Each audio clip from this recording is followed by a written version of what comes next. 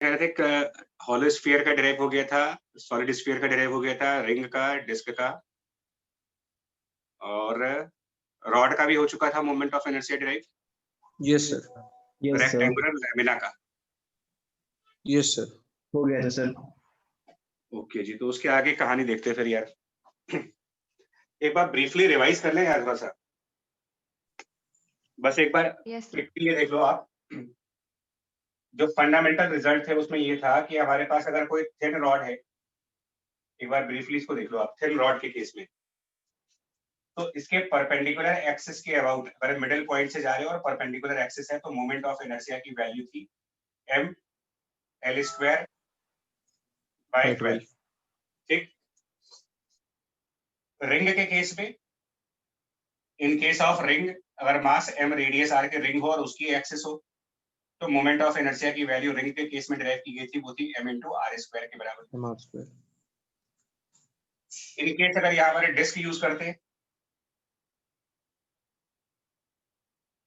तो उसके लिए मोमेंट ऑफ इनर्शिया जो परपेंडिकुलर एक्सिस के अबाउट आया था हमारे पास, डिस्क के perpendicular m r square divided by 2। ये तीन बेसिक रिजल्ट्स थे। उसके अलावा हम लोगों ने ये कहा था कि अगर हमारे पास हॉलो स्फीयर हो, हॉलो स्फीयर की बात कर रहे हैं यहाँ पर, तो क्या निकल के आया था इसका मोमेंट ऑफ इनर्शिया?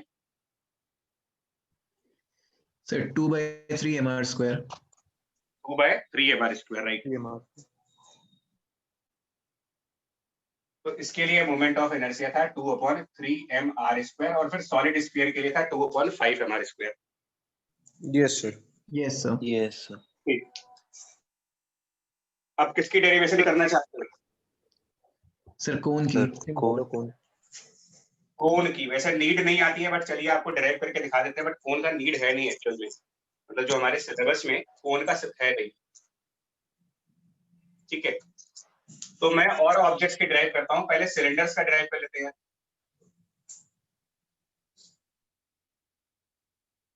क्या आंसर आएगा सिलेंडर्स के केसेस में? सर आपने हॉलो का तो कराया था, हॉलो सिलेंडर का। Solid cylinder. सॉलिड सॉलिड करके देखो जरा एक बार। अगर हमारे पास एक सॉलिड सिलेंडर मानते हो आप, उसकी कुछ रेडियस है, उसका कुछ लेंथ है और मोमेंट ऑफ इनर्शिया डिराइव करना है इस वाली लाइन के अबाउट जो उसकी लेंथ के पैरेलल जा रहा हो। लेंथ के पैरेलली कोई एक्सिस पास हो रही है सिलेंडर के सेंटर पॉइंट से, और इसके लिए मोमेंट ऑफ इनर्शिया को डिराइव करना है।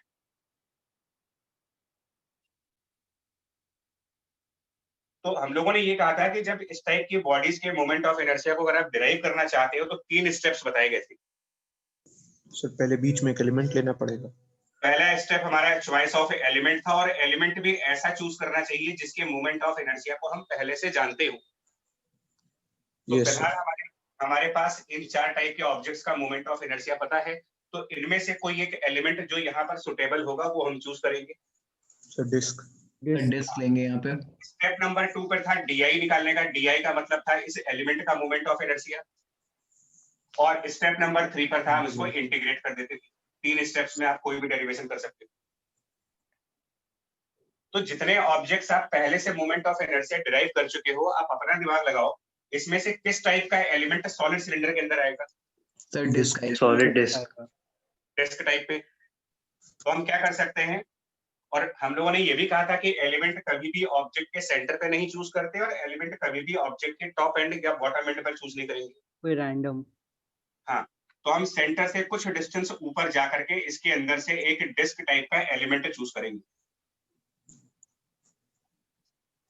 तो वो हमने एक एलिमेंट चूज किया है जो सेंटर से y डिस्टेंस ऊपर है, और उसकी कुछ थिकनेस होगी जिसको हम dy से डिनोट कर रहे हैं। दिख रहा है आप लोग को? Yes sir. Yes sir. Right. तो पहला स्टेप कंप्लीट हो गया, एलिमेंट मिल गया मुझे। एलिमेंट मिलने के साथ में ना आप उसका मास भी कैलकुलेट कर लो कितना बनेगा। इस एलिमेंट का मास यानी कि dm कितना होगा। पूरे सिलेंडर का मास हम लोग कैपिटल M से मानेंगे, और पूरे सिलेंडर की रेडियस को r मान लेंगे, और इसकी लेंथ को l मान लेंगे।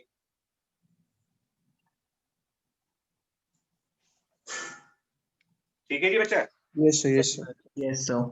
ओके, तो अब क्या करेंगे, देखो ये जो हम लोगों ने छोटा सा डिस्क निकाला है, क्या ये एक सिलेंडर टाइप का नहीं होगा? Yes, sir. Yes sir. Yes, sir. तो सिलेंडर का वॉल्यूम कैसे निकालते हो आप? 2 pi r square h. Pi r Pi r square है ये. Pi r square तो h. ऑब्वियस है कि ये जो डिस्क चूज की है इसका रेडियस उतना ही होगा जो सिलेंडर का रेडियस होगा। जितने रेडियस का सिलेंडर है Yes उतने sir. ये डिस्क भी है। Yes sir. तो हम इसके मास को कह सकते हैं डेंसिटी, इस सिलेंडर की जो डेंसिटी होगी मल्टीप्लाइड बाय Volume. वॉल्यूम होगा, और वॉल्यूम निकालने के लिए आप सिलेंडर वाला फॉर्मूला यूज करेंगे, pi r square and height of the cylinder dy. dy। यहाँ जो स्मॉल डी लिखा है डेंसिटी है, small D means density of object, ठीक है? Yes, sir. ओके, अब di की वैल्यू बताओ, इसके मोमेंट ऑफ इनर्शिया di की वैल्यू। तो क्योंकि हमारा एलिमेंट एक डिस्क है तो हमने डिस्क वाला फॉर्मूला यूज किया, mr But square by 2. But इसमें जो मास है उसकी जगह पर हम कौन सा मास लिखेंगे? dm. Dm. dm लिखने का मतलब ये वैल्यू, यानी density into pi r square dy into radius square divided by 2। ठीक है, यहाँ तक सही है। Yes sir. Second step complete. Third step, integrate करें इसको, और इंटीग्रेशन में लिमिट्स क्या रखेंगे? तो हमारा वेरिएबल L by 2 से minus L by 2. तो सेंटर से L/2 ऊपर और सेंटर से L/2 नीचे, यानी कि नेगेटिव L/2 से पॉजिटिव L/2 तक की लिमिट्स। और अगर आप नोटिस करेंगे ना तो इस dy के अलावा जितने भी टर्म्स इनसाइड में आप देख रहे हो ये सब कांस्टेंट्स हैं। कैपिटल R कांस्टेंट है, पाई कांस्टेंट, 2 कांस्टेंट, d कांस्टेंट, ये सब बाहर हो जाएंगे। Yes sir. और dy को इंटीग्रेट करेंगे तो क्या बचेगा? Y आएगा सर. तो y y. सर वो l आ limits जाएगा लगा के L आ टोटल जाएगा. और y की जब ये दोनों लिमिट्स रखेंगे तो क्या बचेगा फिर? L. L. l L. यानी कि फाइनली मेरा आंसर क्या आएगा? Density into pi r square l और बाहर आर स्क्वायर बाई 2। Yes. और पाई आर स्क्वायर एल क्या चीज है? Volume. Volume. पूरे सिलेंडर का। Yes, sir. Yes और sir. इनटू डेंसिटी क्या बना? Mass. Mass of cylinder. इसका भी आ गया. पूरे सिलेंडर का मास हो गया ये, Sir, तो final answer mr square by 2 हो जाएगा. यानी कि फाइनल आंसर हो गया mr स्क्वायर बाय 2, राइट? यानी कि एक सॉलिड सिलेंडर के लिए भी वही मोमेंट ऑफ इनर्शिया का फॉर्मूला है जो डिस्क के लिए आया था। डिस्क के लिए भी mr square by 2 and for solid cylinder also the moment of inertia is m into r square by 2। Yes sir. Yes, sir. But ये कब है? ये कब है जब आपने एक्सेस को क्या लिया हुआ है, कहां से लिया हुआ है? Center of mass. Centre of mass. But centre of mass से तो हमें एक और एक्सेस भी ले सकते हैं। सिलेंडर के सेंटर ऑफ मास से तो आप एक और एक्सेस चूज कर सकते हो। सर इसकी Yes. Height Horizontal. ये उसके साथ हॉरिजॉन्टल मतलब लेंथ के परपेंडिकुलर भी तो ले सकते हैं। Yes sir. यस तो फिर हमने ये मोमेंट ऑफ इनर्शिया जो निकाला है वो एक्सिस सेंटर से तो जा रही है, बट क्या सिलेंडर की लेंथ के पैरेलल है या सिलेंडर की लेंथ के परपेंडिकुलर है? Perpendicular. पैरेलल। तो ये याद रखोगे, mr स्क्वायर बाय 2 एक सॉलिड सिलेंडर का मोमेंट ऑफ इनर्शिया होगा तब जब एक्सिस उसके सेंटर से पास हो और सिलेंडर की लेंथ के बिल्कुल पैरेलल जा रही है। तो परपेंडिकुलर वाले केस में कैसे निकालते हैं? वो भी निकाल रहे हैं। ये जो एक्सिस है ये पैरेलल टू लेंथ है, दूसरी एक्सिस हमारे पास परपेंडिकुलर टू लेंथ है। पैरेलल टू लेंथ वाले का आंसर हम लोगों ने डिराइव कर लिया, इसका आंसर हमारे लिए m into r square by 2 है। परपेंडिकुलर टू लेंथ के लिए कैसे डिराइव करेंगे ये क्वेश्चन आ रहा है, पहले आप नोट कर ले बच्चा, क्योंकि इरेज भी करेंगे इसको। Yes sir. Yes sir. ये हटा दें जो नीचे लिखा हुआ है यहाँ पर। Yes sir.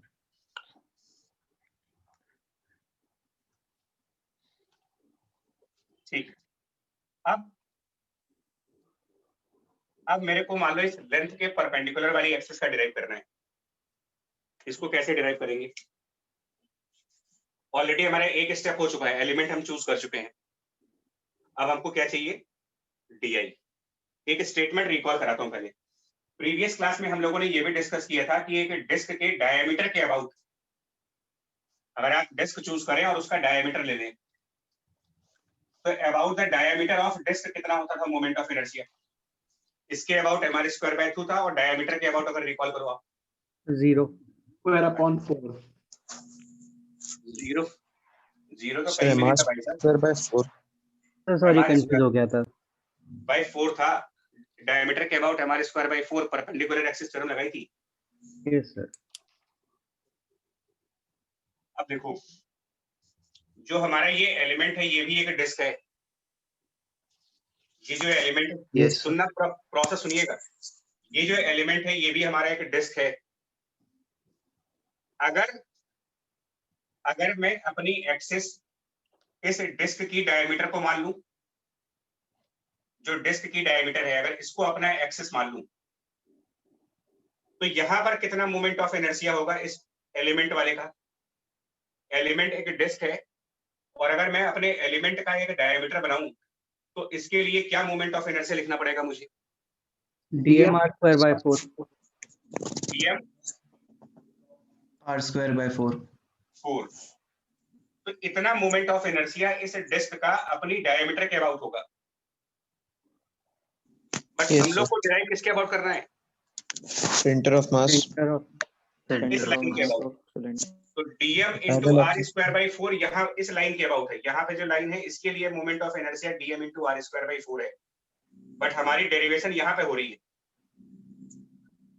तो इनके बीच अब कौन सी थ्योरम लगाएंगे? Parallel axis theorem. Parallel axis theorem. Parallel axis theorem. तो उसमें क्या करते हैं? प्लस इस एलिमेंट Mnet का into mass r square. dm, और Into यहाँ y वाली square. Axis y² into y²। Y square. Into y square. ये बन गया आपका सेकंड स्टेप डी।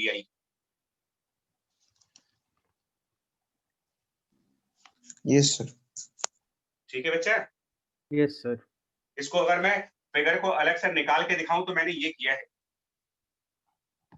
हमने पहले क्या किया, अपनी जो डिस्क थी उसको अलग कर दिया, डिस्क का उसके डायमीटर के अबाउट कैलकुलेट किया, तो उसका आंसर बना dm into r square by 4।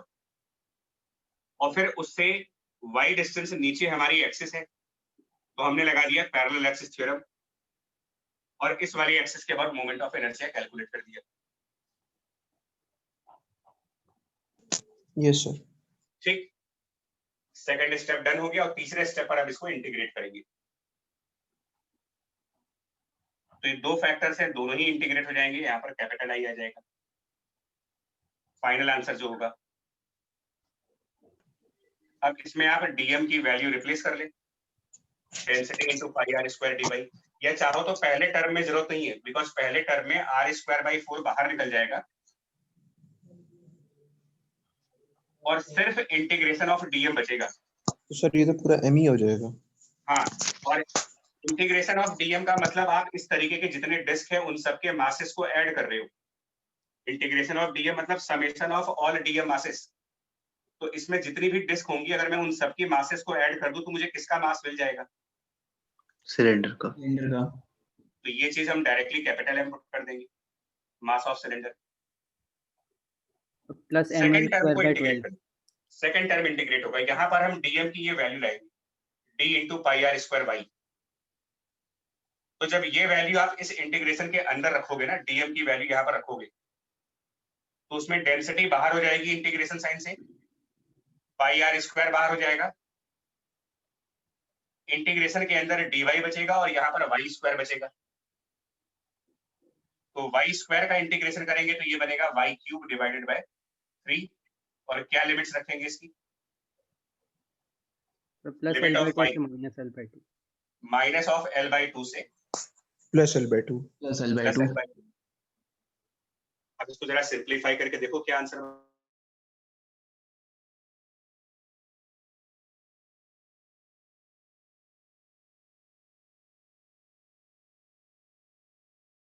पहले प्लस l/2 रखो, फिर माइनस लगाओ और y की जगह फिर माइनस l/2 रखो और इसको सिंप्लीफाई करो।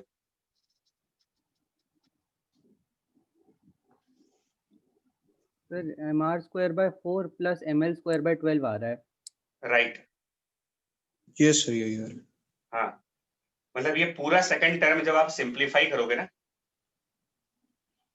ये पूरा सेकंड टर्म जब आप सिंप्लीफाई करके देखो 2 सर 2l³ तो लिमिट रखने के बाद यहाँ पे जो टर्म आएगी वो आएगी आपके लिए l³ डिवाइडेड बाय 12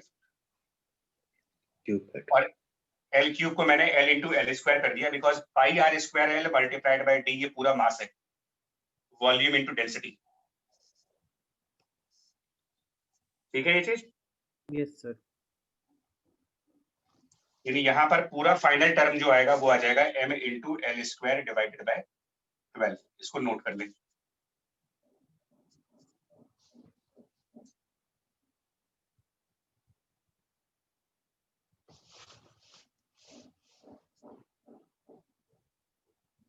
करना है तो बता देना, बच्चा हटा देंगे इसको। हो गया सर। हो गया सर।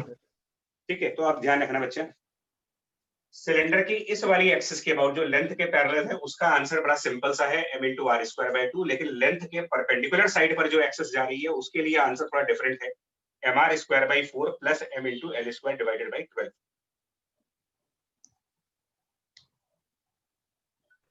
Yes sir. ठीक है, हटाएं इसको अब। Yes sir. Yes sir sir. हटा दिया।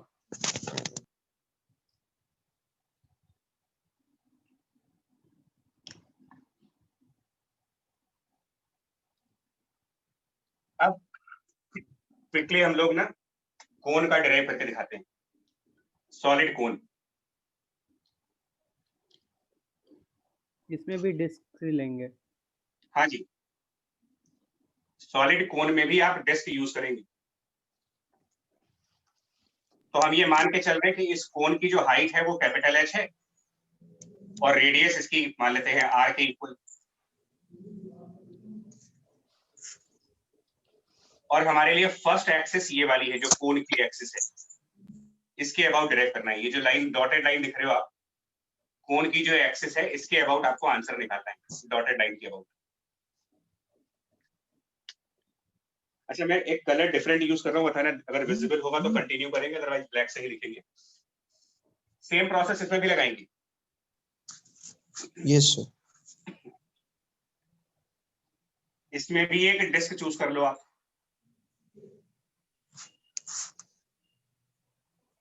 विजिबल है? Yes sir. सर आ रहा है, काफी फेंट आ रहा है। अच्छा चलिए, तो ब्लैक से ही कंटिन्यू करते हैं। तो हम क्या करेंगे ना, हम ये मानते हैं कि कोन का हाफ एंगल थीटा मानेंगे और वर्टेक्स से इसको y डिस्टेंस नीचे मान रहे हैं, मतलब ये डिस्क हम वर्टेक्स से y डिस्टेंस नीचे मानते हैं और इसकी जो फर्दर विड्थ आएगी उसको हम dy मान लेंगे। अब एक बार फिर से ये जो डिस्क हमने चूज किया है ये हमारे लिए एक छोटा सा सिलेंडर है, तो इसको अगर हम अलग से देख लेते हैं तो इसका वॉल्यूम निकाल सकते हैं। तो पहले हम dm कैलकुलेट करके दिखाएं आपको, it is equal to density multiplied by इसका वॉल्यूम। तो ये डिस्क कितने रेडियस की होगी, यहाँ पर जो रेडियस बनेगी, इस रेडियस को निकालने के लिए आप ये वाला ट्रायंगल देख सकते हो, इसमें ये डिस्टेंस आपका y है, ये डिस्टेंस y है, ये रेडियस फाइंड करनी है और ये एंगल थीटा है और ये राइट एंगल बन रहा है यहाँ पर। तो ये एंगल थीटा, ये डिस्टेंस y और सामने वाली रेडियस ये निकालनी है मेरे को। ट्रिग्नोमेट्रिक रेशियो यूज कर लो, तो y tan theta. y tan theta. अब ये रेडियस, ये वाली radius y into tan theta के बराबर है। तो पाई into रेडियस का square, radius is y tan theta, तो यहाँ पर y into tan थीटा का स्क्वायर और into height of this disc dy। ये हमने dm कैलकुलेट कर दिया, मतलब एलिमेंट और उसका dm एक साथ कर लीजिए। अब सेकंड पॉइंट पर आओ, di पर कितना है यहाँ पर di? di का मतलब इस डिस्क का मोमेंट ऑफ इनर्शिया, mr²/2 ये रिजल्ट mr²/2। तो इसमें m की जगह पर इस डिस्क का मास dm रखेंगे, यानी ये चीज। इसको सिंप्लीफाई कर लेते हैं, y square tan square theta बनेगा 3 पाई tan square theta y square dy, ये हो गया dm। फिर r स्क्वायर, तो r स्क्वायर में भी इसकी रेडियस का स्क्वायर, और इसकी रेडियस का स्क्वायर मतलब y tan थीटा का स्क्वायर। यस समझ रहे हैं आपको? Yes sir. तो यहाँ पर y tan थीटा का स्क्वायर जब मल्टीप्लाई करेंगे तो ये y स्क्वायर वाला टर्म एक्चुअली बन जाएगा y to the power 4, और एक tan थीटा का भी स्क्वायर कर देंगे यहाँ पर by इंटू इसकी भी पावर 4 हो गई, एंड फिर डिवाइडेड बाय 2।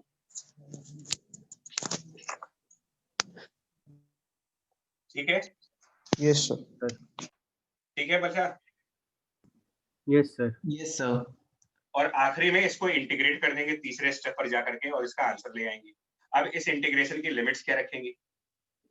तो हमारा y इस वर्टेक्स से लिया था हमने, यहाँ से स्टार्ट किया था y, तो यहाँ से हम कितनी डिस्टेंस तक जा सकते हैं? सर 0 से h। 0 से h, परफेक्ट। अब इसमें सब कुछ कांस्टेंट से उनको बाहर निकालेंगे, d बाहर आएगा, पाई बाहर आएगा, और मैं एक स्टेप यहाँ पर डायरेक्टली लिख रहा हूँ। आप tan थीटा को h और r के फॉर्म में भी लिख सकते हो। Yes sir. Yes sir.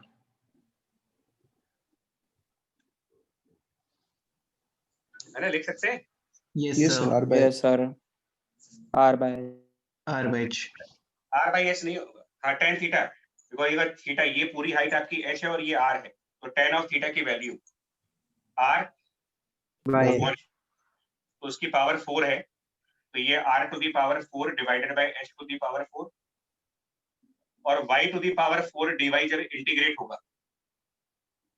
तो final answer half mr square आ रहा है। हाँ बच्चा देखो, y to the power 4 dy जब इंटीग्रेट होगा, ये नीचे वाला 2 भी है यहाँ पर, तो पावर रूल के हिसाब से ये y टू दी पावर 5 हो जाएगा और डिवाइडेड बाय 5,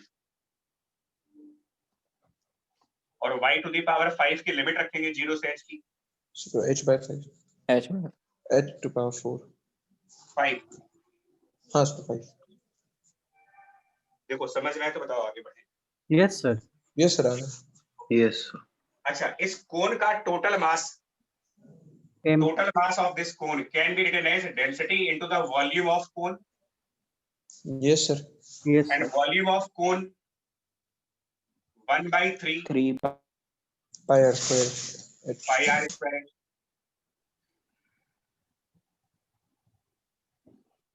तो यहां से हम डेंसिटी निकाल सकते हैं इसकी, और हम इस डेंसिटी को यहां रिप्लेस कर देंगे d/2 को, तो हाफ, और डेंसिटी d यहां से ऑब्टेन कर सकते हैं 3 into capital M divided by pi r square h। अब आप इसको पूरा सिंप्लीफाई करके देखो क्या आंसर बनता है कंप्लीट सिंप्लीफिकेशन के बाद। सर हाफ mr स्क्वायर आ रहा है। ये 5 कहाँ गया?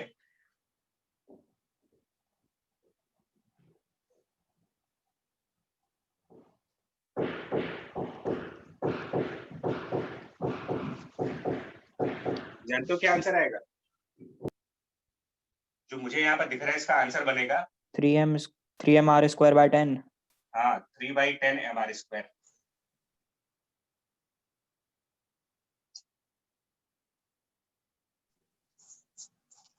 Yes sir. देखो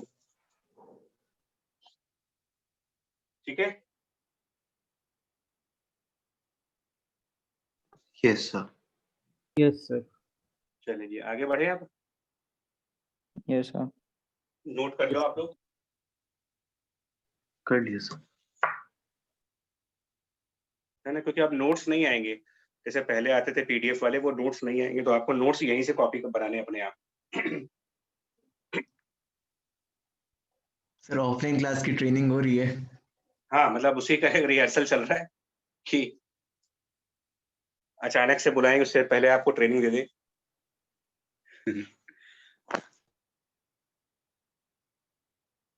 बता, तो लिख देना तो बताना, हटा देंगे इसको। Yes sir. Sir Yes, sir.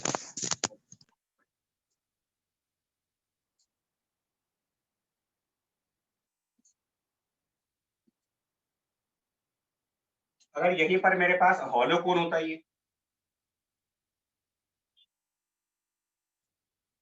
इसका भी आंसर बताएं बच्चा लोग। हॉलो कोन होता अगर मान लो ऐसे,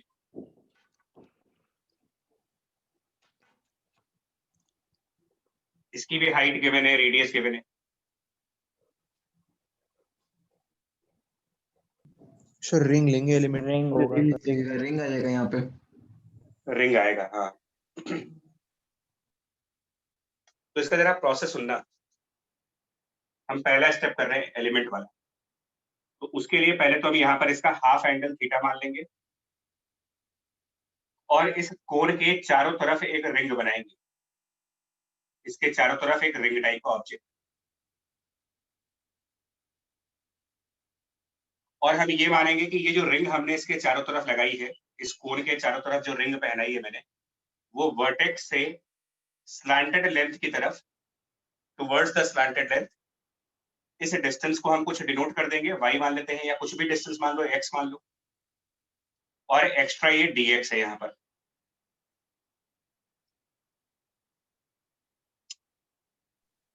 यहाँ तक का पॉइंट ठीक है? yes sir. तो स्लैंटेड आर लेने का रीजन क्या है? Hollow Yes. वेस्ट। हाँ, यही मैं सुनना चाह रहा था कि इसका क्या रीजन है कि हमने क्योंकि स्लैंटेड लेंथ कर्व क्यों ली? सरफेस एरिया के साथ करेंगे ना सर, इसलिए। सर हॉलो हाँ। है अंदर से इसलिए। वॉल्यूम अंदर से तो हॉलो, स्मेल चाहिए होता है। yes sir. अंदर से ये हॉलो है ना? यस वॉल्यूम का कोई सवाल ही नहीं होगा।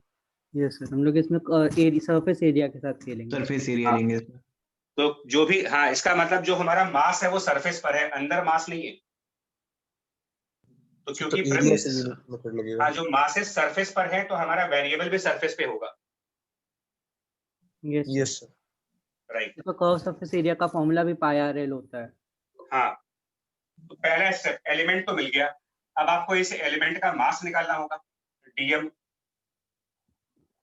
तो वो निकालोगे एरिया वाले कंसेप्ट से, क्योंकि इसमें मास एरिया पर डिस्ट्रीब्यूटेड है, वॉल्यूम पर डिस्ट्रीब्यूटेड नहीं है। Yes. तो ये कितना एरिया है, जो रिंग हमने लगाई है वो कितने एरिया की है? पाई आर डी एक्स। ध्यान से सोच के बताओ बच्चा।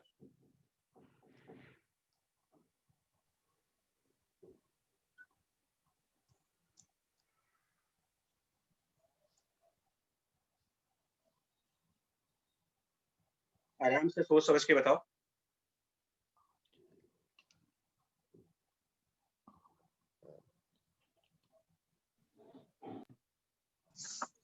Sir pi x plus d x का whole square minus x square.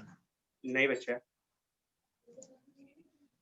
देखो अच्छा, आपको तो मैं ट्राई करता हूँ सर सुनना। 2 पाई x sin थीटा dx। हाँ, देखो कोशिश करते हैं समझाने के लिए, जो चीजें घर पे हैं उसी से समझाएंगे। ये हमने एक, इसमें हवा नहीं है बट फिर भी आप इमेजिन कर सकते हो, एक स्फीयर टाइप का ऑब्जेक्ट है, ठीक है। अब अगर हम इसके चारों तरफ इसको बेल्ट पहनाए, मान लो इस स्फीयर के चारों तरफ एक बेल्ट लगा दे, ठीक, चारों साइड से इसको हमने एक बेल्ट से कवर कर दिया, और मैं पूछूं कि कितना एरिया मेरा कंज्यूम हो गया, इस पे जो मैंने बेल्ट लगाई है तो कितना एरिया मैंने कंज्यूम किया इसके चारों तरफ इस बेल्ट को लगाने में। एग्जैक्टली मैं कोन के साथ भी यही काम कर रहा हूं। तो एरिया ऑफ बेल्ट निकालने के लिए क्या करोगे आप, मतलब इस बेल्ट का कितना एरिया इसके चारों तरफ जो है, क्या इसके लिए आप ये नहीं निकालोगे कि इस बेल्ट की कितनी लेंथ लगाई आपने into sir thickness। Length into breadth. Into इसके थिकनेस, क्योंकि Yes. जिस बेल्ट को इसके चारों तरफ आपने लगाया है, उस बेल्ट को अगर मैं ओपन कर दूं तो क्या ये रेक्टेंगल Rectangle. नहीं है? yes sir। तो रेक्टेंगल का एरिया निकालने के लिए आपको इसकी लेंथ चाहिए, और उसी लेंथ को तो आपने सरकमफ्रेंस में कन्वर्ट किया इसके। Yes sir. yes sir, समझ गए। समझ गए? yes sir। यही काम कोन में भी किया मैंने। सर 2 पाई x sin थीटा dx आ रहा है। sin theta dx। Yes sir यही आपको होगा। इसका सरकमफ्रेंस चाहिए, और सरकमफ्रेंस के लिए इसकी रेडियस चाहिए, और रेडियस निकलेगी थीटा और एक्स के हिसाब से। इसको मैं अलग से दिखा रहा हूं। हमें यहां पर रेडियस चाहिए, उसको स्मॉलर मान लेते हैं, और ये स्लैंटेड डिस्टेंस हमने x मानी हुई है और ये एंगल थीटा माना हुआ है, एक्स sin थीटा आ जाएगा r x sin थीटा आ जाएगा। sin theta. 2 pi x तो sin x theta x sin theta इसका रेडियस आया, 2 पाई इंटू रेडियस सरकमफ्रेंस आई, और इधर से ये वाले बिट्स dx This area आ गया. एरिया आ गया। और पूरे कोन का एरिया कितना होगा? IRL Pi पाई r. R L. और पूरे कोन का मास कैपिटल M मान लेते हैं, तो Ratio total of mass area. Capital M by M pi r. Divided by total area, total mass by total area. ये सर एरिया ऑफ रिंग हो जाएगा। और multiplied by area of ring, unitary method हो गया। Total mass divided by total area multiplied by this much area. क्या ये इस ring का मास नहीं आ गया? Yes sir. यस सर मतलब dm कैलकुलेट हो गया मेरा। Yes sir. अब जब dm कैलकुलेट हो गया तो अगला स्टेप है di कैलकुलेट करने का। अब क्योंकि ये रिंग है तो हम रिंग वाला फॉर्मूला लगाएंगे, mass into R r square. Square. तो मास ऑलरेडी यहाँ लिखा हुआ है, मास ऑलरेडी लिखा हुआ है, अब इसमें r स्क्वायर और लगाएंगे। Sir, x sin theta and whole of square. Yes sir हाँ, मतलब इसको r स्क्वायर से मास हमने कैलकुलेट कर दिया, अब उसमें रेडियस का स्क्वायर मल्टीप्लाई कर देते हैं। तो रेडियस हमारी यहाँ पर x sin थीटा है, यानी इसके साथ x sin थीटा का स्क्वायर और मल्टीप्लाई करेंगे। सो क्यूबिंग हो जाएगी। तो मैं यही लिख रहा हूँ, इसीलिए बोल रहा हूँ कि आप लिखते रहना अपने हिसाब से। जब इसमें आप x sin थीटा का स्क्वायर और मल्टीप्लाई करोगे तो यहाँ पर x क्यूब आ जाएगा, ये भी यहाँ क्यूब। पर Sin sin क्यूब cube आ जाएगा. ai हो गया। अब इंटीग्रेट,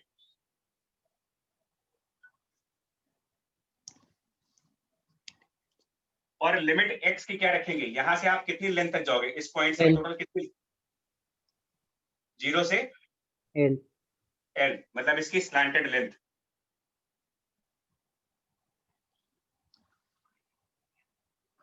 आप देख लेते क्या आंसर बनेगा।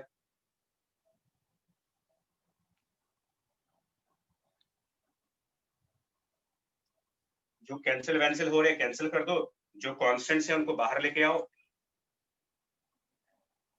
सर हाफ mr स्क्वायर आ रहा है इसका। पाई कैंसिल, हाँ pi cancel, m by R L बाहर हो गया, ये 2 बाहर चला गया, साइन क्यूब थीटा बाहर चला गया, तो 2 कैपिटल M, डिनोमिनेटर का ये r और l, यहाँ से साइन क्यूब थीटा, और साइन क्यूब थीटा को भी मैं डायरेक्ट कर रहा हूँ। अगर मैं इस कोण की पूरी हाइट और पूरी रेडियस को देखूं, ये r, ये h और इसकी टोटल लेंथ है l, मतलब ये वाला ट्रायंगल पूरा, और ये एंगल थीटा है, r by l। Sine theta को लिख सकते हो r by l r by, अब उसका cube, sine theta r by l, उसका cube r cube r cube upon l cube. और बचा क्या हमारे पास? x क्यूब, जिसको इंटीग्रेट करना है, और x क्यूब का integration 4 by x to 4 the power 4 हो जाएगी और डिनोमिनेटर में 4, और x टू दी पावर 4 में जब आप उसकी लिमिट रख दोगे l की, l to the power l to the power 4। अब इसका पूरा आंसर देख लो क्या बनता है। Sir half mr square. mr 2 square mr by square square इसका by answer 2. Half mr square आ जाएगा। सॉलिड कोन 3/10 mr स्क्वायर, और हॉलो कोन का यहाँ पर जो आंसर बन रहा है वो 1/2 mr स्क्वायर बन रहा है। Yes sir. yes sir. तो एक बार तो इससे आपको ये नहीं समझ में आ रहा है कि इसका मतलब अगर हमको मैथमेटिक्स आती है, कैलकुलस आती है, तो आप किसी भी ऑब्जेक्ट का moment of inertia in 3 steps को फॉलो करके निकाल सकते हो। Yes sir. yes sir yes sir किसी का भी yes sir yes sir है आपको। और ज्यादातर ऑब्जेक्ट्स में जो एलिमेंट मिलेंगे ना आपको, मतलब हमारे 11th स्टैंडर्ड पर ज्यादातर ऑब्जेक्ट्स के जो एलिमेंट मिलेंगे, वो एलिमेंट या तो रिंग मिलेंगे या फिर आपको डिस्क मिलेंगे। Yes sir.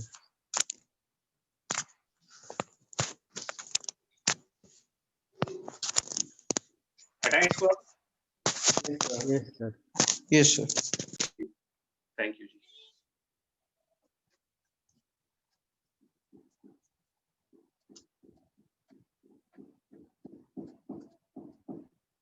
लास्ट में एक ऑब्जेक्ट हम और डिस्कस करना चाहेंगे जिसकी हमारे क्वेश्चंस में काफी नीड है, और वो बेसिकली ऑब्जेक्ट है क्यूबॉइड। इसका मोमेंट ऑफ इनर्शिया कैसे निकालेंगे? और क्यूबॉइड में भी बेसिकली देखो, अगर आप किसी क्यूबॉइडिकल बॉडी को देखोगे, जैसे ये बॉक्स क्यूबॉइडिकल है, तो इसमें 3 डायमेंशंस आपको दिखे ऑब्वियसली होंगी। एक ये फ्रंट डायमेंशन, एक ये वाली डायमेंशन दिखेगी इसकी, और कौन सी डायमेंशन होगी अगर इसको देखना चाहें तो? So Z. एक फ्रंट। हाँ, तो इसमें एक्सिस पास करने के कई सारे चांसेस हैं। आप एक्सिस इसमें इसके टॉप फेस और बॉटम फेस के थ्रू निकाल सकते हो। Yes sir. इसमें एक्सिस आप फ्रंट फेस से बैक फेस की तरफ ला सकते हो, और इसमें एक्सिस इधर वाली फेस से भी जा सकती है। तो तीनों को डिराइव करना है अलग अलग करके।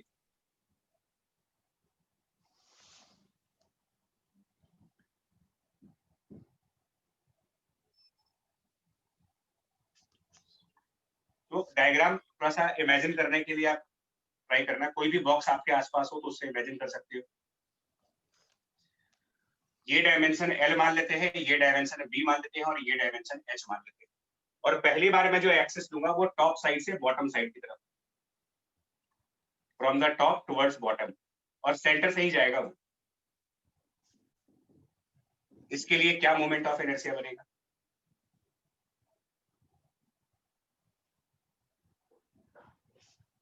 One by 3 m into L square plus B square। कैसे बच्चा? ये तो जनरल रिजल्ट था।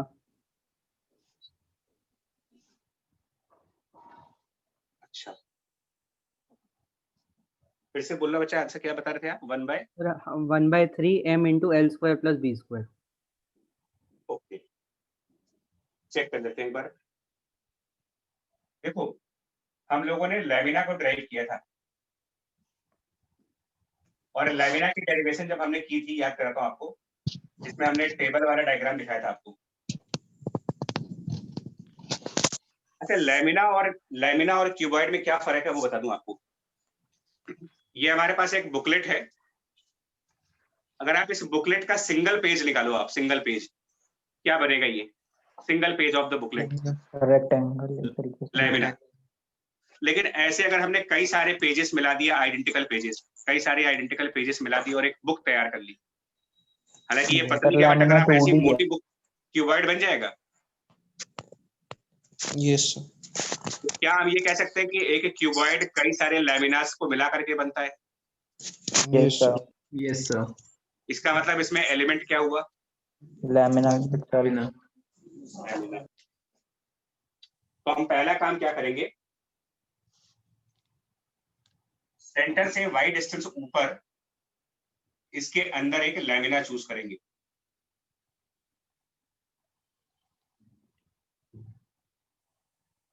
आप इसको इमेजिन कर सकते हो कि आप किसी मोटी किताब के सेंटर वाले पेज से थोड़ा लेफ्ट राइट जा करके 3-4 पन्नों का एक बंडल ले रहे हो।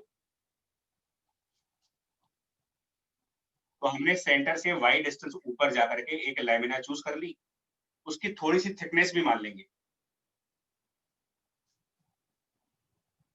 थोड़ी सी थिकनेस, और उस थोड़ी सी थिकनेस को हम dy लिखेंगे। अच्छा, डायग्राम ना साथ में बना लेना, क्योंकि फिर दिखेगा नहीं आपको।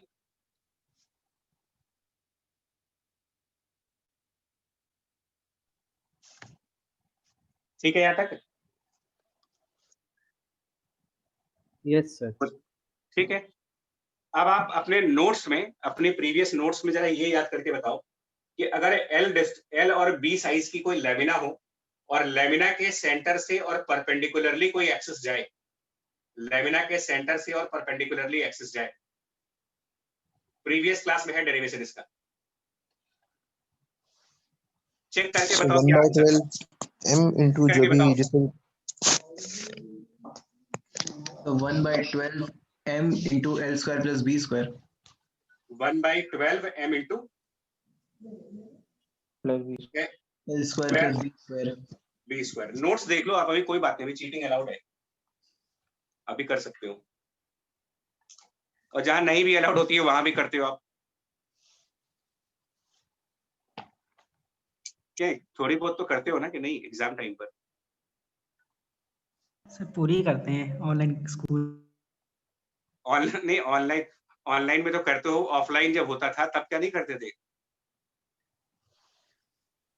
तब सर थोड़ी सी हो जाती थी, ज्यादा नहीं। थोड़ी वो बहुत तो कम होती था। है। अरे यार स्कूल लाइफ और कॉलेज लाइफ में चीटिंग नहीं करी तो क्या किया फिर? हैं? Yes sir. यही तो टाइम है अपने टैलेंट को दिखाने का।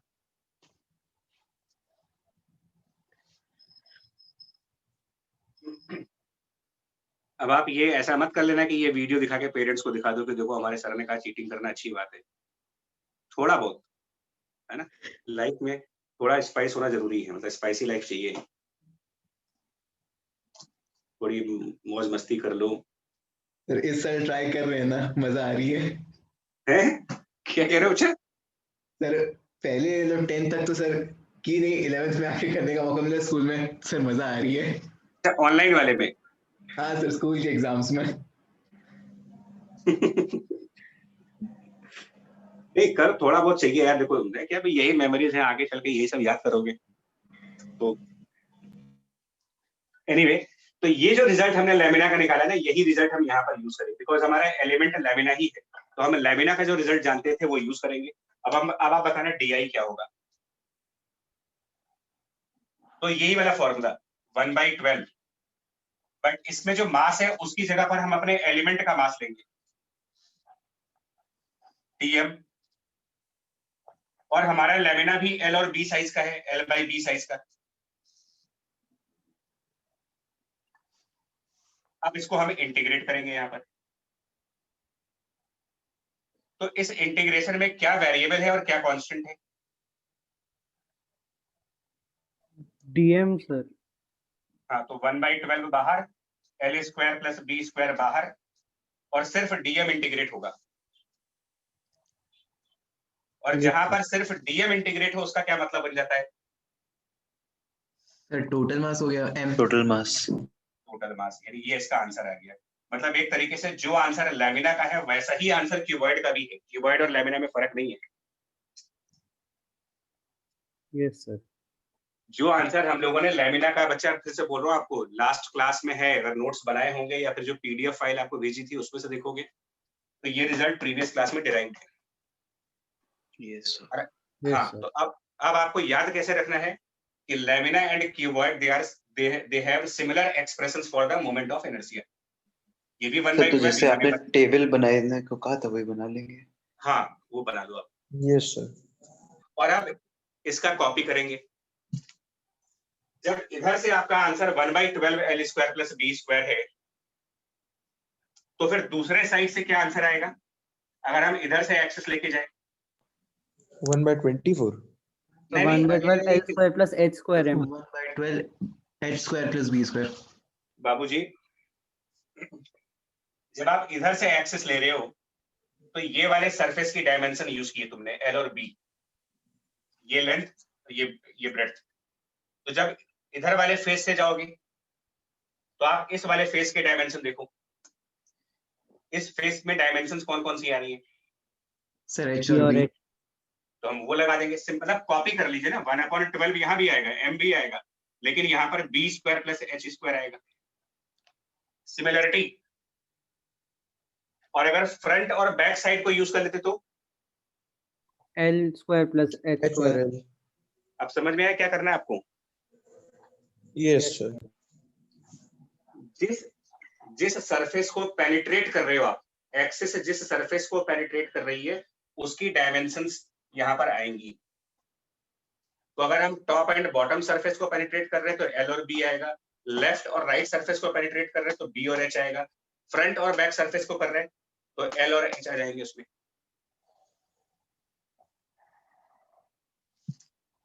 और इसी का अगर आप थोड़ा सा स्पेशल केस यूज कर लो, इसी का एक बहुत ही स्पेसिफिक केस लगा लो और ऑब्जेक्ट को क्यूब मान लें, इंस्टेड ऑफ क्यूबॉइड उसको क्यूब ले लो, क्या आंसर बनेगा बच्चा? अगर ऑब्जेक्ट को क्यूब मान लेते हैं जिसकी साइड लेंथ A है, सर A² A² हो जाएगा। तो तो इसमें तो फर्क नहीं पड़ता ना कि हम कौन से दो Right, फेसेस sir. से जा रहे हैं। Yes sir. तो मान लीजिए हम टॉप टू बॉटम जा रहे हैं, इसको हटा दें, हम इसके काम खत्म हो गया हमारा। मान लो अगर हम टॉप साइड से बॉटम साइड की तरफ अपनी एक्सेस को लेके जा रहे हैं, क्या आंसर बनेगा? Sir a square m by by 6. 6. m a square by 6। हाँ, L की जगह भी A और B की जगह भी A, तो आंसर बन गया m a square divided by 6। Yes sir. अब आप बोर्ड पर फोकस करना है। मैं अब कलर तो मेरे पास क्योंकि और विजिबिलिटी नहीं है, बट ट्राई करते हैं ब्लू कलर से। अगर मैं इस क्यूब की किसी एज के अबाउट निकालना चाहूं तो ये भी नहीं दिख रहा होगा ना आपको ब्लू वाला? तो दिख रहा है। सर दिख दिख रहा है। रहा है ब्लू दिख तो चलिए किसी एज के अबाउट क्या आंसर आएगा? इसके मोमेंट ऑफ इनर्शिया की वैल्यू एज के अबाउट, क्यूब की एज के अबाउट। ट्राई करो। एक सेकंड।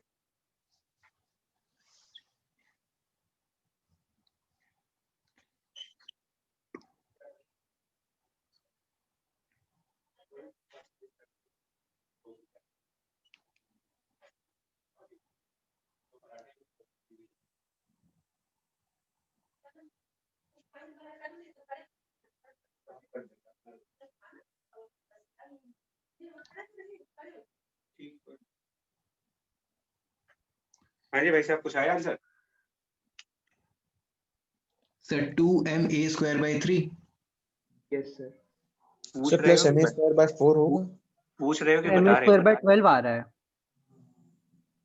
नहीं, अभी जो 2 तो by जो 3 M centre of square mass आपने के कहा। अलॉन्ग है हाँ, सर, उसमें plus m net into a r square होगा, यानी मतलब m into a square by 4। अच्छा बच्चे एक बात बताओ, आपने लॉजिक सही पकड़ लिया लेकिन आंसर 2 by 3 वाला आंसर सही है वैसे। सर आपने देखो। इसका भी डिराइव कराया था पहले। हाँ, ये जो लाइन है ये सेंटर ऑफ मास से जा रही है ना। Yes sir. तो सेंटर से और इस कॉर्नर के बीच का डिस्टेंस बताओ कितना होगा? सेंटर और कॉर्नर के बीच की जो डिस्टेंस होगी ये तो हाफ ऑफ डायगोनल होगी। सिग्नल क्या? सर मैंने वो मिड पॉइंट से ले लिया था, मुझे a by 2 दिख रहा था वो बिल्कुल। नहीं तो मिड पॉइंट से भी a by 2 थोड़ी दिखेगा। ये लाइन क्यूब नहीं, के वो सेंटर से 3D जा में ना रही मैं है थोड़ा सा कंफ्यूज हो और गया, ये मैंने उसको क्यूब का स्क्वायर एज है। काम किया। सेंटर और एज के बीच का डिस्टेंस चाहिए, मतलब एक तरीके से सेंटर और कॉर्नर के बीच का डिस्टेंस। तो Yes, रूट 2 a by 2।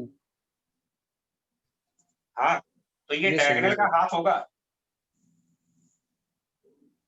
और उसके बाद जब आप पैरेलल एक्सिस थ्योरम लगाओगे तो इस एज का moment of inertia parallel axis theorem से आएगा।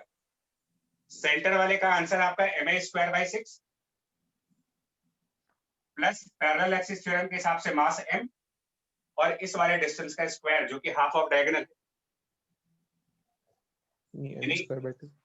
a by root 2, half diagonal का मतलब a by रूट 2 उसका स्क्वायर। इसका पूरा सिंप्लीफिकेशन करेंगे तो आंसर बनेगा 2 by 3 m a स्क्वायर, मतलब अपनी एज के अबाउट 2 by 3 m a स्क्वायर।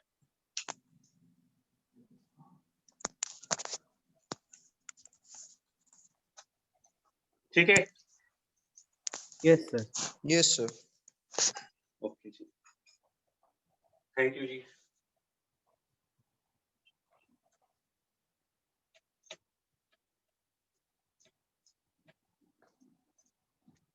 तो कई सारे ऑब्जेक्ट्स का निकाल लिया हम लोगों ने। अब हम क्या करेंगे ना, ऑब्जेक्ट्स का कॉम्बिनेशन लेकर के आएंगे। मतलब अब हम यूज करेंगे कंपोजिट ऑब्जेक्ट्स।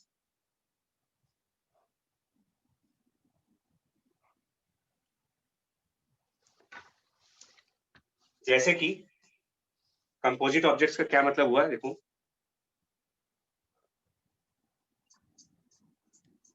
हम लोगों ने क्या किया, एक यहां पर हमने एक स्क्वायर बनाया और इसके साथ में हम लोगों ने एक सर्कल रख दिया, डिस्क। तो यहां पर एक स्क्वायर प्लेट है, पूरी स्क्वायर प्लेट का मतलब लैमिना है।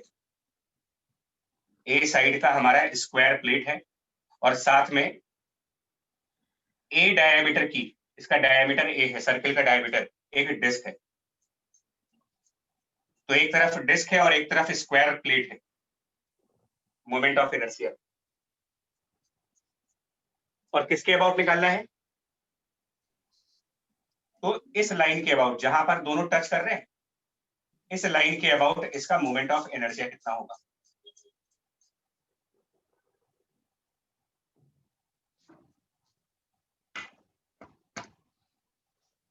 ठीक है, यस सर। यस लॉजिक क्या लगाएंगे?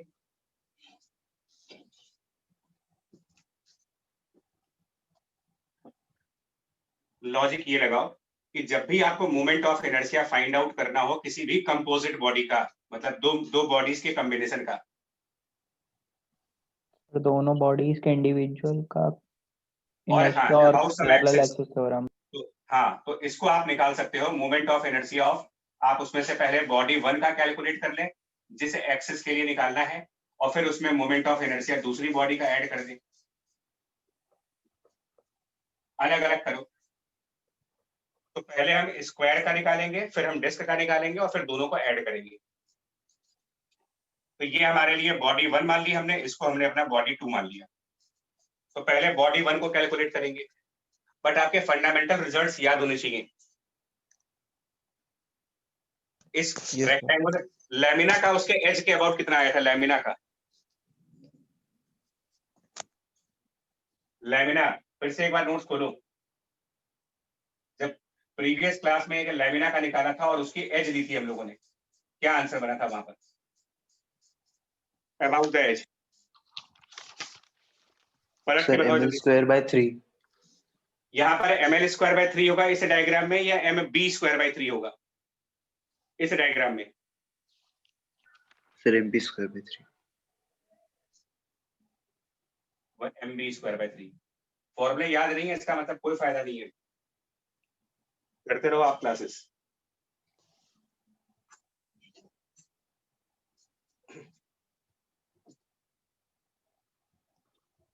ये डिराइव्ड रिजल्ट है।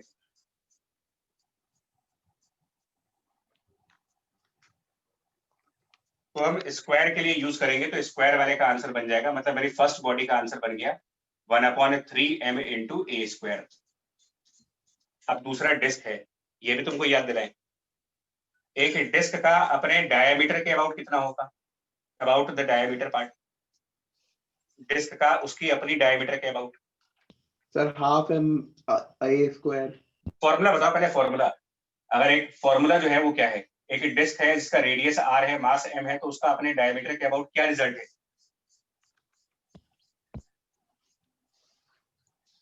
अभी यूज किया था थोड़ी देर पहले, square by 2। 4 mass square by 2।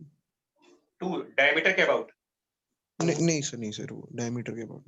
तो बाय 4।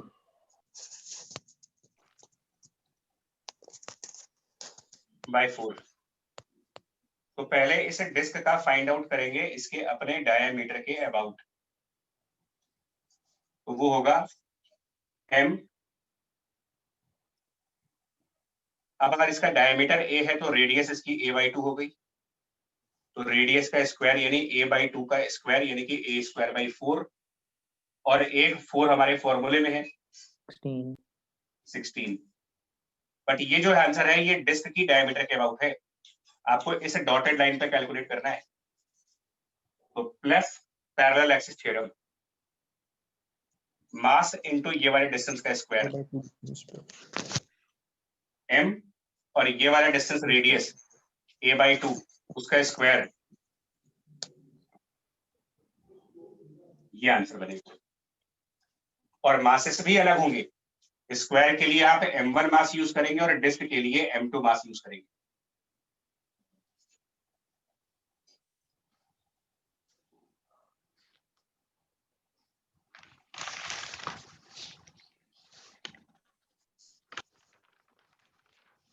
यस बच्चा लोग फिर बोल रहे हैं, जो फंडामेंटल रिजल्ट्स है ना वो याद रखो आप। फंडामेंटल रिजल्ट्स में क्या क्या आते हैं? रॉड का याद होना चाहिए, रिंग, डिस्क और स्फीयर, एटलीस्ट ये 4 याद कर लो आप। और जब रिंग का याद करोगे तो दोनों याद करना, रिंग के परपेंडिकुलर वाली एक्सिस के लिए mr स्क्वायर होता है और डायमीटर के लिए mr स्क्वायर बाई 2 होता है। डिस्क के केस में उसकी परपेंडिकुलर लाइन पर mr²/2 होता है और डायमीटर का mr²/4 होता है। और स्फीयर याद कर लो, 3-4 मतलब टोटल 5 या 6 फॉर्मूले हैं जिनको आपको याद रखना है। रॉड का ml²/12, रिंग का 2 आंसर याद रखने हैं उसमें। अगर रिंग के परपेंडिकुलर जा रहे हो तो mr² और रिंग की डायमीटर ले रहे हो तो mr²/2। डिस्क के परपेंडिकुलरली mr²/2, डिस्क का diameter mr²/4। Solid sphere 2/5 mr², hollow sphere 2/3 mr²। इतने फॉर्मूले हमेशा याद रहने चाहिए।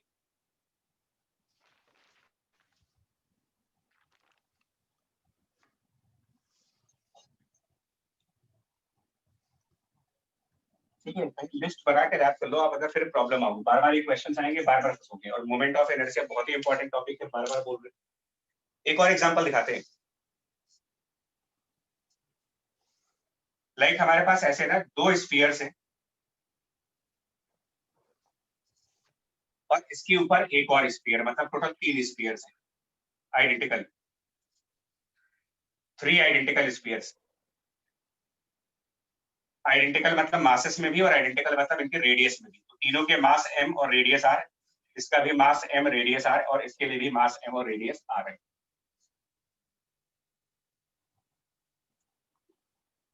ऑब्वियस सी बात है कि जो ऊपर वाले स्फीयर का सेंटर पॉइंट होगा वो इन दोनों के टचिंग पॉइंट के बिल्कुल ऊपर होगा। अगर ये दोनों आइडेंटिकल स्फीयर है और इसके ऊपर उतने ही साइज का स्फीयर रखोगे तो जहां पर ये टच करेंगे इसके बिल्कुल ऊपर सेंटर आएगा इसका। और यही हमारे लिए एक्सिस है जिसका मोमेंट ऑफ इनर्शिया कैलकुलेट करना है मुझे। इसका आंसर सही है।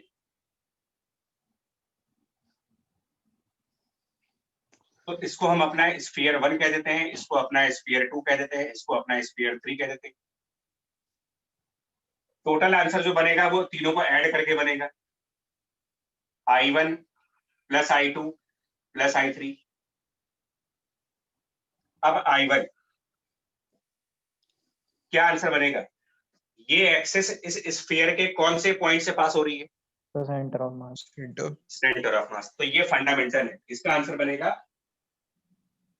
2/5 mr² I2। क्या ये एक्सिस स्फीयर 2 के सेंटर से जा रही है? No sir. No sir. No, sir. Parallel axis.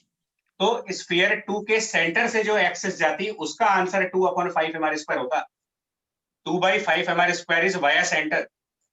But जिस एक्सिस के लिए हम लोग फाइंड आउट कर रहे हैं वो इसके सेंटर से r डिस्टेंस दूर है। कौन सा थ्योरम लगाएं? Parallel axis. ये बन जाएगा mr² by 10 5 mr² सेंटर वाला और प्लस mr²। Square by 10। ठीक, 7/5 mr। हाँ, और तीसरे वाले का भी ऐसा ही आएगा। Yes sir. Yes Third one? Exactly. आएगा। Yes Yes, sir. Yes sir. तो मेरा फाइनल आंसर क्या कह सकता हूँ कि this is first term plus second term और उसको 2 से मल्टीप्लाई कर दें, बिकॉज I2 और I3 आइडेंटिकल है। Yes sir 16/5 mr²। Total answer देखो कितना बन रहा तो 16/5 mr। 16/5 mr²। है। राइट।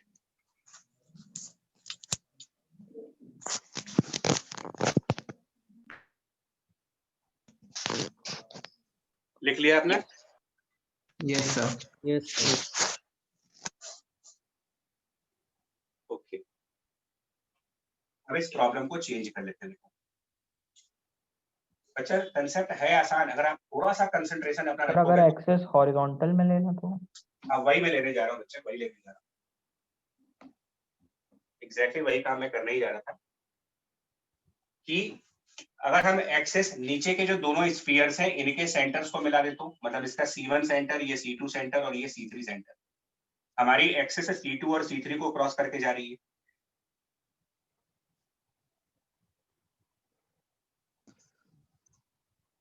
इसका क्या आंसर बनेगा?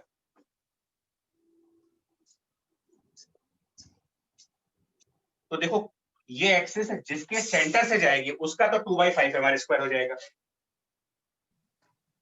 यस I2 कितना लिखेंगे? I2 बताओ, सेकंड स्फीयर का।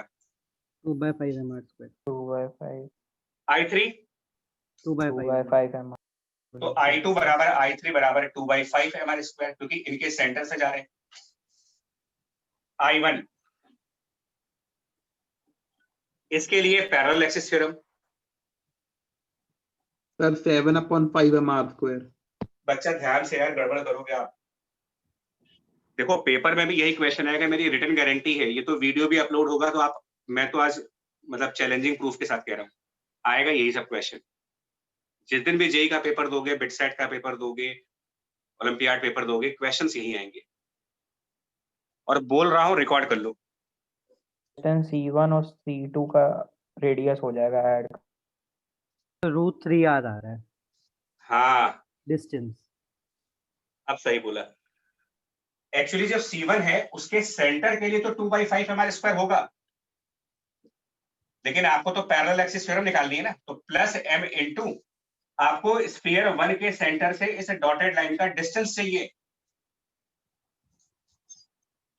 सर और एक्चुअली आर हो गया सर। r नहीं होगा महाराज। तो √3r होगा। सर हाँ, R√3। हाँ सर, √3। एक्चुअली आप तीनों के सेंटर्स को मिलाओगे ना, तो कौन सा ट्रायंगल बनेगा यहाँ पर? इक्विलेटरल। इक्विलेटरल कितनी साइड लेंथ का? Sir 2r। 2r। 2r। तो आप एक इक्विलेटरल ट्रायंगल बना रहे हो जिसकी साइड लेंथ 2r है, और आप उसके मीडियन की लेंथ निकाल रहे हो। Yes sir. इक्विलेटरल ट्रायंगल के मीडियन की लेंथ का कोई फॉर्मूला होता है? Yes sir, √3/2r। √3/2r। भाई तो sin 60 लगा देंगे। इक्विलेटरल ट्रायंगल बन रहा है, ये 60 पाइथागोरस। डिग्री हो गया, ये आपका 2r है, तो ये जो डिस्टेंस बनेगी ये कितनी बनेगी आप देखो। √3r। हाँ, sin 60 लगाओ, sin 60 √3/2 d/2r, तो ये पूरा √3r होगा, यानी यहाँ पर m इंटू √3 इंटू r का स्क्वायर। सर और mr उसके स्क्वायर बाद आ इन रहा है। सबको, इसके बाद इन सबको ऐड करो, I2 plus I3 plus I1, क्या बनेगा आंसर भाई?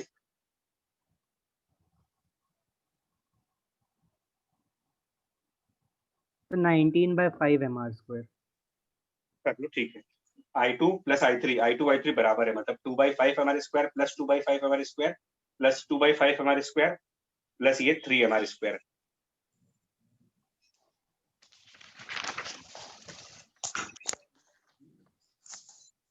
ट्वेंटी 21 आएगा मेरे ख्याल से। सर 21 आ रहा है। 21 आ रहा है I2 plus I3 calculation. 21 mr square by 5।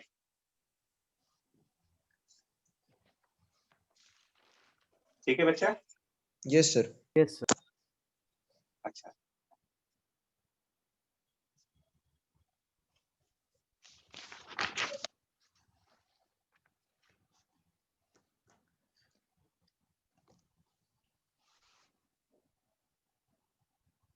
और एग्जांपल देखो, कंपोजिट बॉडी के दूसरे एग्जांपल दिखाते हैं आपको। Frame, frame of rod. Frame of rod का मतलब क्या हुआ जानते हो? जैसे ये 3 रॉड्स हमारे पास है, 3 मार्कर्स है, तो हमने 2 मार्कर को ज्वाइन किया और तीसरा मार्कर नीचे लगा करके हमने क्या तैयार कर दिया यहाँ पर, ऐसे। कौन सा ज्योमेट्रिकल ऑब्जेक्ट तैयार किया मैंने, अगर इस तीनों को ऐसे मिला दूं? ट्रायंगल। ट्रायंगल। तो ऐसे ऑब्जेक्ट्स का मोमेंट ऑफ इनर्शिया जो अंदर से खाली है, अंदर से खाली रहेंगे, ये हॉलो है, सिर्फ 3 वायर्स मिला करके आप एक फ्रेम तैयार कर रहे हो। और अगर यहीं पर इन दोनों को मैं और स्प्रेड कर दूं और ये बीचों बीच लगा दूं, तो क्या बन जाएगा? यहाँ पर 2 वायर्स लूं, इनको बहुत ज्यादा स्प्रेड करें और बीच में ये मार्कर फिट कर दे, क्या बन गया? अल्फाबेट ए। अल्फाबेट ए बन गया। 2 वायर्स पैरेलल रखूं और इनके बीच में एक लगा दूं, एच। तो इस तरीके से रॉड को लेकर के आप कुछ भी कर सकते हो। तो पहले एच वाला तैयार करते हैं। एक रॉड, सेंटर से एक और रॉड लगा दी, और फिर साइड में एक रॉड और लगा दिया, मतलब 3 रॉड लेकर के हमने एक अल्फाबेट तैयार किया एच।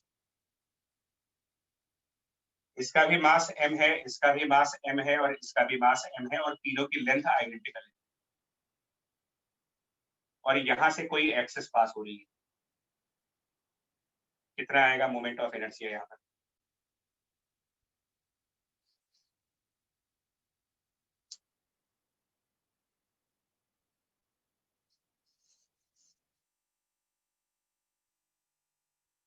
प्रोसेस सेम रहेगा बट फंडामेंटल रिजल्ट याद होंगे तब।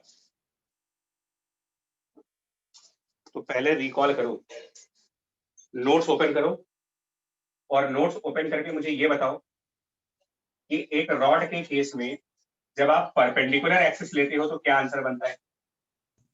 उसके मिड पॉइंट से परपेंडिकुलर 1/12 ml square 1/12। लेकिन वहीं पर अगर आप रॉड की अलोंग एक्सिस लेते हो तो क्या बनता है? क्लास के नोट्स देखो, अगर रॉड के अलोंग जाते हो क्या बनता है आंसर इसका? Zero zero. जीरो।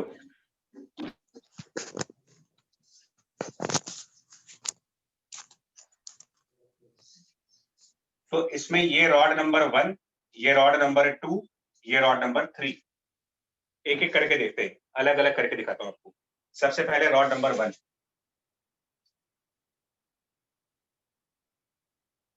इसके लिए जो एक्सिस है उसके हिसाब से क्या मोमेंट ऑफ इनर्शिया बना? जीरो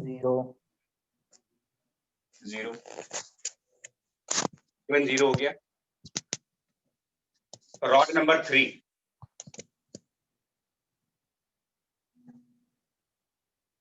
रॉड नंबर 3 से हमारी जो गिवन एक्सिस है वो एल डिस्टेंस पे है। अबाउट सेंटर 0 है प्लस तो अगर इसके सेंटर, हाँ अगर इसके सेंटर से जाते तो जीरो आता, यहाँ पर जीरो आ रहा होता, सेंटर से जाते तो जीरो होता और उससे एल डिस्टेंस दूर जा रही है axis, ml square square parallel axis theorem लगाओगे, यहाँ पर आई about centre of mass zero हो गया plus m into L square, यानी कि I3 का आंसर बना आपके लिए m इंटू एल स्क्वायर। लेकिन और rod number 2 sir sir rod 2 की लेंथ तो टोटल L है ना सर? हाँ ये पूरा L है। हाँ सर समझ गया सर, सॉरी। तो रॉड 2 के केस में अगर इसके सेंटर से जाते, रॉड 2 के सेंटर से जाते तो मेरा रिजल्ट होता 1/12 ml square लेकिन हमें जिस एक्सिस के अबाउट निकालना है वो सेंटर से तो है ही नहीं, वो तो उसके एंड पॉइंट से जा रही है। L/2 बीच में डिस्टेंस प्लस ml बाय फिर पैरेलल एक्सिस थ्योरम लगाओगे यस सर। यस सर और जब पैरेलल एक्सिस थ्योरम लगाओगे तो I2 की वैल्यू बनेगी after parallel axis theorem 1/3 ml square ml square. अब ऐड कर लो I1 plus I2 plus I3, total answer बताओ। 4/3 ml स्क्वायर। 4/3 ml square। हाँ यही तरीका है इसको निकालने का।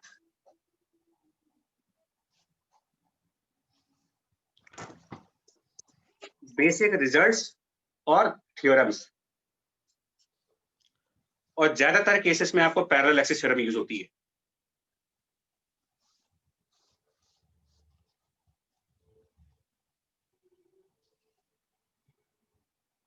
नोट कर लिया? Yes sir. यस सर हो गया।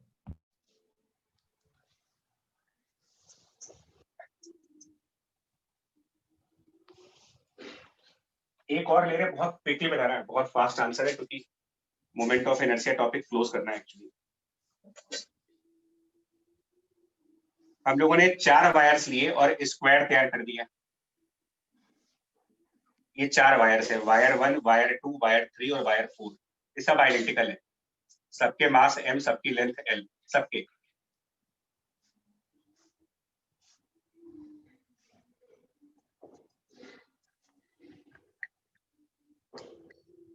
और हमारी एक्सेस ऊपर वाली वायर है, ये डॉटेड लाइन। क्या बताओ आंसर?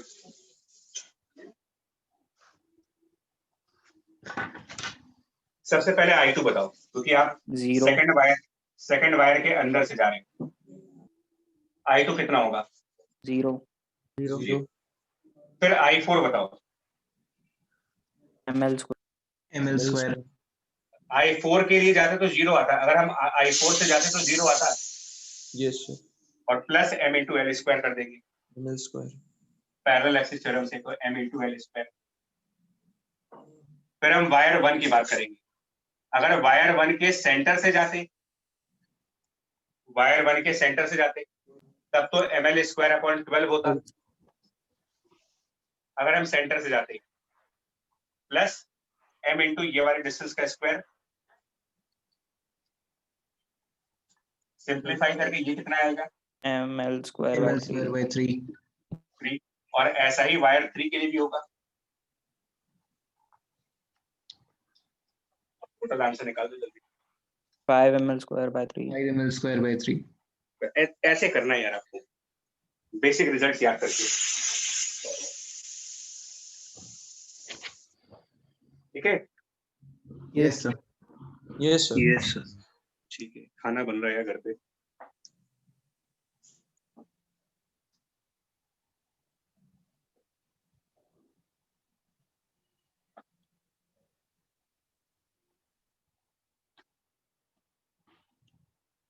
अच्छा, ये तो हमने किया कंपोजिट, अब इसका उल्टा करेंगे।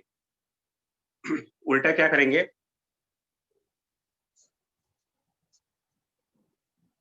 हमारे पास ऐसा ऑब्जेक्ट हो या जिसमें अंदर कैविटी हो, तो ये एक ऑब्जेक्ट है जिसमें अंदर एक होल है, इसका मोमेंट ऑफ इनर्शिया कैसे निकालेंगे? इसको नेगेटिव मास की तरह ट्रीट करेंगे। नेगेटिव मास की तरह ट्रीट करेंगे सर। हाँ, तो ये ऑब्जेक्ट जो आप देख रहे हो, इसको क्या माने, डिस्क है कि सिलेंडर है? ये आपके सामने दिख रही है। सर सिलेंडर है। तो सिलेंडर सिलेंडर कम हाइट का सिलेंडर, ठीक। Yes sir. और इसके अंदर हमने एक छोटा सा सिलेंडर क्या काट दिया? कैविटी कर दी है। तो फिलहाल मैं आपको डिस्क मान के दिखाऊंगा, मतलब मैं इसकी हाइट को नेगलेक्ट कर दूंगा, मतलब डीवीडी टाइप। बताओ क्या आंसर आएगा अगर हम यहाँ पर सेंटर पर एक होल कर दें और इसका आंसर निकालो। डिस्क है ये।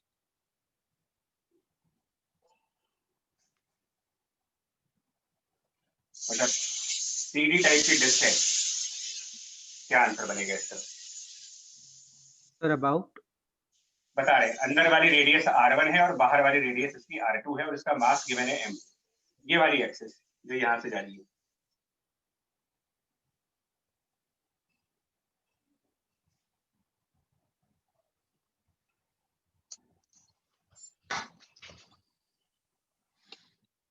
तो लॉजिक क्या लगाएंगे, सुनो।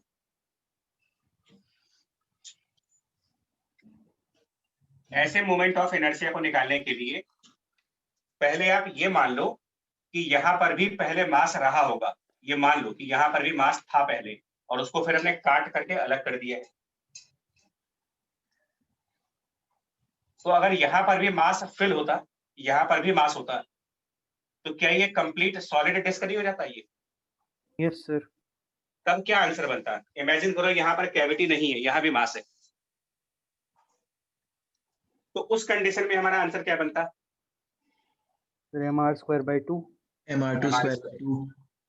Square by 2। अब एक मिनट, कौन सा मास? यही वाला मास। ये जो मास है इस कैविटी के साथ है। मतलब अगर मैं आपको दिखाऊं, आपको दिखेगा नहीं, बट फिर भी अगर आप कोशिश करना, यहाँ पर एक नंबर लिखा होगा, यहाँ पर अगर आप रीड कर पाओ कहीं, सर 3 तो ये एक्चुअली एक्सरसाइज करने के लिए है। 3 किलोग्राम का एक डिस्क है जो डंबल में लगाते हैं साइड में, plates.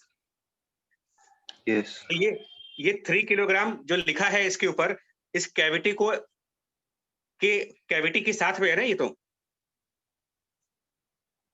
Yes sir. Yes sir. तो अगर यहाँ पर भी मटेरियल भर दोगे तो क्या तब भी ये 3 किलोग्राम का रहेगा? अगर अभी ये 3 कुछ ज्यादा किलोग्राम हो का जाएगा। है, बढ़ जाएगा। हो जाएगा। तो अगर ये अभी m मास का है और हम यहाँ पर कुछ मटेरियल फिल कर देंगे, तो नेचुरली इसका मास m से तो ज्यादा हो जाएगा। m plus small m। हाँ, कुछ भी होगा। तो फिलहाल तो उसको मैं m कंप्लीट कर दे रहा हूँ कि कंप्लीट मास क्या होगा। और कौन सा रेडियस लिखेंगे तब? अगर हम यहाँ पर मास फिल कर देंगे तो हम कौन सा रेडियस यूज करें? R2 R2 divided by 2। अब पहले हमने बिना कैविटी वाला मोमेंट ऑफ इनर्शिया निकाला, अब कैविटी जनरेट करने के लिए यहाँ वाले मास को हम रिमूव करेंगे। तो जिस मास को आप रिमूव कर रहे हो उसके मोमेंट ऑफ इनर्शिया को सब्ट्रैक्ट कर दो। तो हमने इतने पोर्शन को रिमूव किया होगा। यस भाई अगर मुझे इस व्हाइट बोर्ड में एक Yes, होल sir. जनरेट, तो ड्रिलिंग मशीन लाएंगे, ड्रिलिंग मशीन ला करके यहाँ से मटेरियल निकालोगे तभी तो होल जनरेट होगा। Yes sir. हाँ, तो ड्रिल करने के प्रोसेस में जितना मटेरियल निकल गया उसका मोमेंट ऑफ इनर्शिया माइनस करा जाए। तो माइनस जो मास हमने रिमूव किया M complete minus M. Into r square by 2, क्योंकि जिस मास को रिमूव किया वो भी तो एक डिस्क है। Yes sir. तो अब मेरा टारगेट बचा ये निकालने का कि कंप्लीट मास कितना होगा और रिमूव कितना किया मैंने, और मास एरिया के प्रोपोर्शन में होगा। Yes sir. तो ये जो मास है ये कितने एरिया का मास है? पाई cap Pi r Pi square r का whole square square. minus pi r1 whole ये square. जो मास है, हाँ, this is for how much area? तो this is for the area of pi r2 square minus r1 square. Yes sir. Yes तो मैं sir. Complete mass की calculation कैसे करेंगे? Total mass divided by total area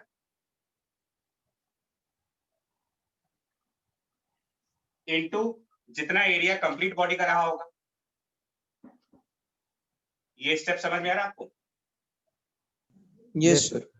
so unit का निकाल के फिर टोटल एरिया से। हाँ बिल्कुल, कि इतने एरिया का मास अगर m है तो यूनिट एरिया का निकाल करके और कंप्लीट एरिया से मल्टीप्लाई कर लेंगे उसको।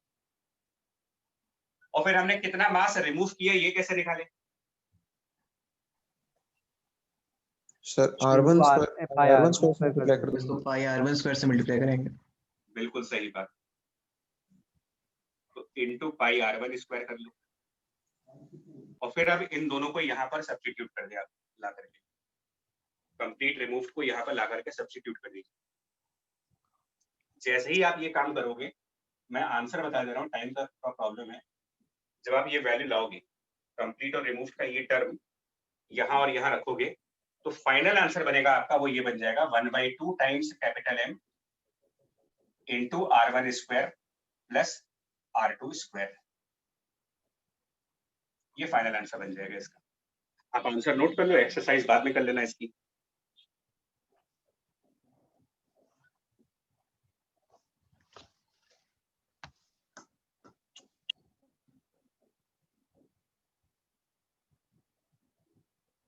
ठीक है बच्चा, नोट कर लो और आंसर वेरिफिकेशन कर लेना बाद में, इसको ला करके यहाँ पर। यस सर, कर लिया।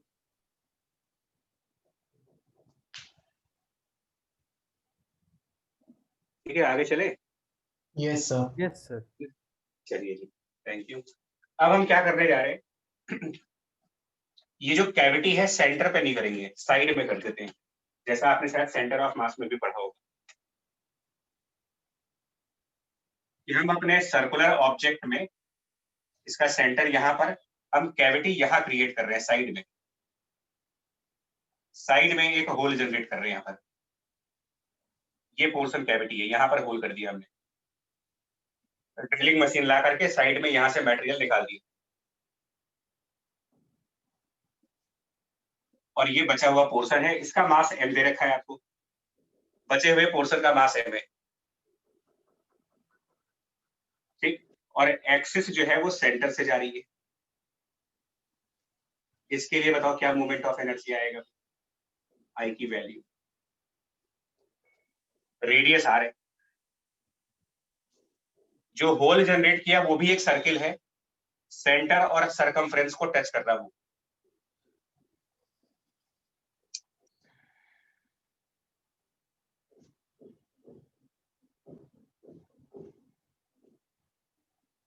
समझ आया आपको क्वेश्चन? Yes sir. सर तो देखो सेम प्रोसेस फिर लगाने जा रहे हैं।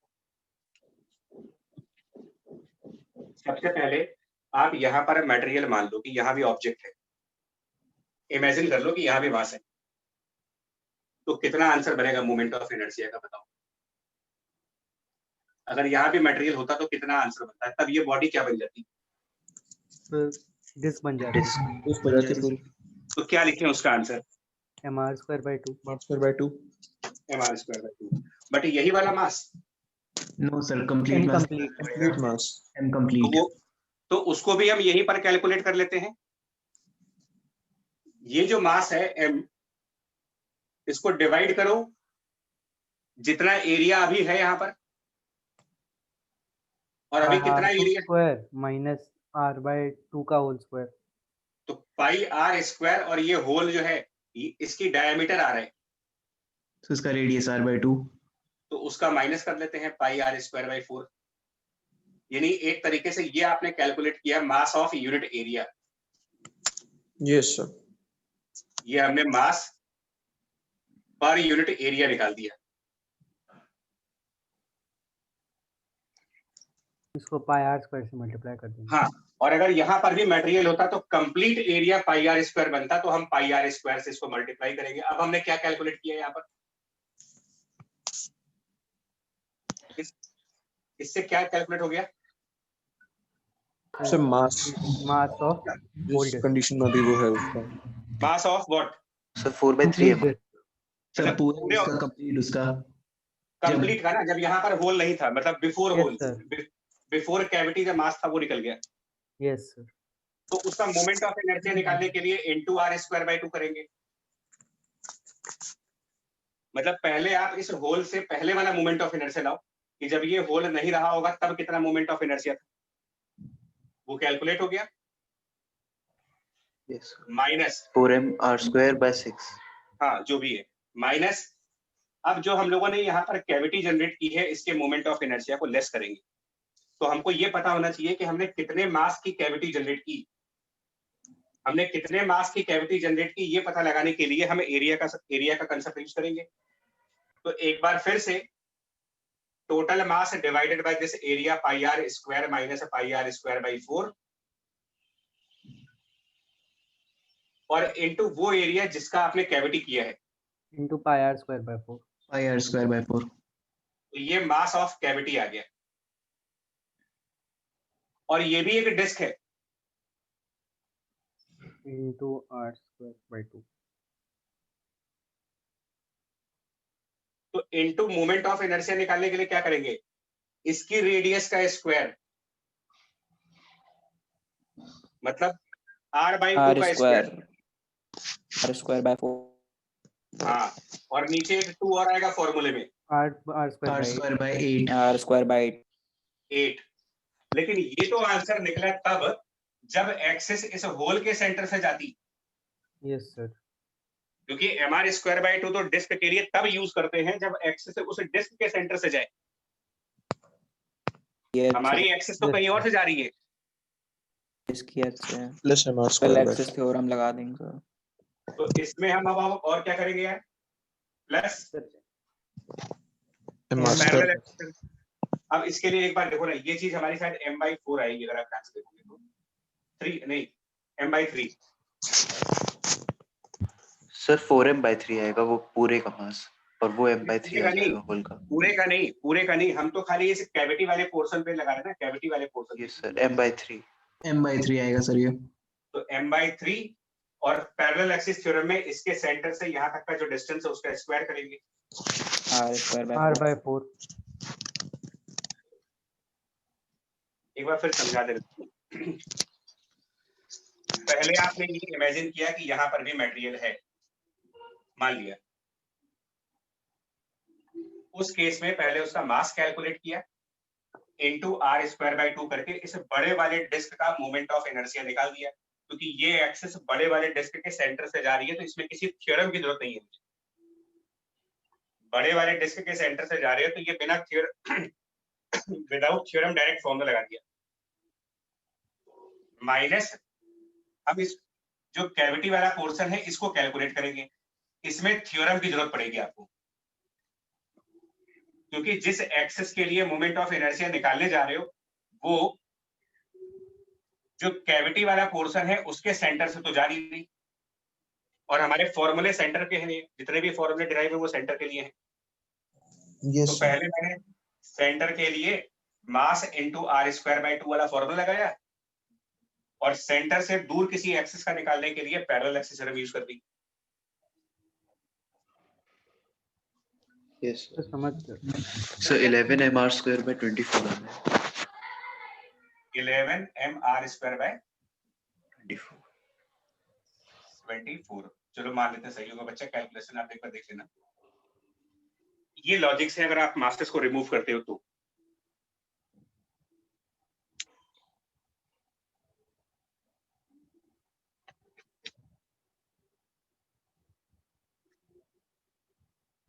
हटाएं इसको। Yes sir. ठीक है। Yes sir.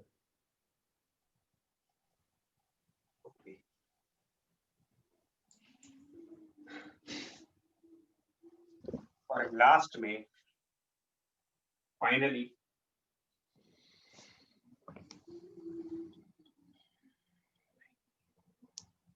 अगर हम किसी ऑब्जेक्ट को पीसेस में डिवाइड करें, मतलब पार्ट करें, उसके एक ऑब्जेक्ट के पीसेस में डिवीजन कर दें, जैसे कि हमारे पास अगर ये स्फेरिकल ऑब्जेक्ट है और अगर हम इसको बिल्कुल सेंटर से काट दें, अगर नाइफ लेकर के आए और इस लाइन से काट करके 2 हेमीस्फीयर्स बना दें और एक हेमीस्फीयर का मोमेंट ऑफ इनर्शिया निकालने को दे दें, इतना आंसर बनेगा। यहाँ पर एक हेमीस्फीयर है ये, मान लो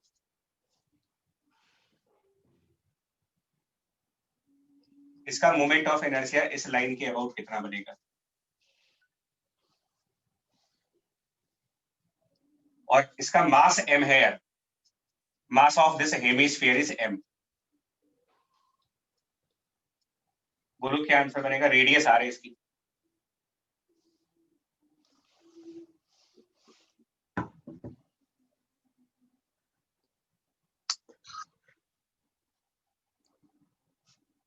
एक बार बताइए, हेमीस्फीयर तो किसी स्फीयर को काट के ही लाओगे ना यार। यस सर उसका हाफ कर लेंगे तो ये फुटबॉल दिख रहा है आपको, तो क्या, हाँ, क्या ये फुटबॉल 2 हेमीस्फीयर्स नहीं मान सकते कि एक हेमीस्फीयर ऊपर हो गया, आधा स्फीयर इधर, आधा स्फीयर इधर, मान सकते हैं इसको? Yes yes sir. Yes sir तो अगर मैं इमेजिन कर लूं कि एक और हेमीस्फीयर यहां पर था, तो पूरे स्फीयर का आंसर कितना आएगा ये बताओ। Moment of inertia of complete sphere कितना होता है ये तो हमको पता है, क्योंकि ये तो हमारा रिजल्ट है। 2/5 mr²। हाँ, तो इट इज 2/5 mr²। लेकिन बच्चा अगर हमारा हेमीस्फीयर m मास का है तो पूरा स्फीयर कितने मास का होगा? 2m। तो यहाँ पर 2m यूज करेंगे, क्योंकि जो m ले रहे हैं ना वो हेमीस्फीयर का मास है।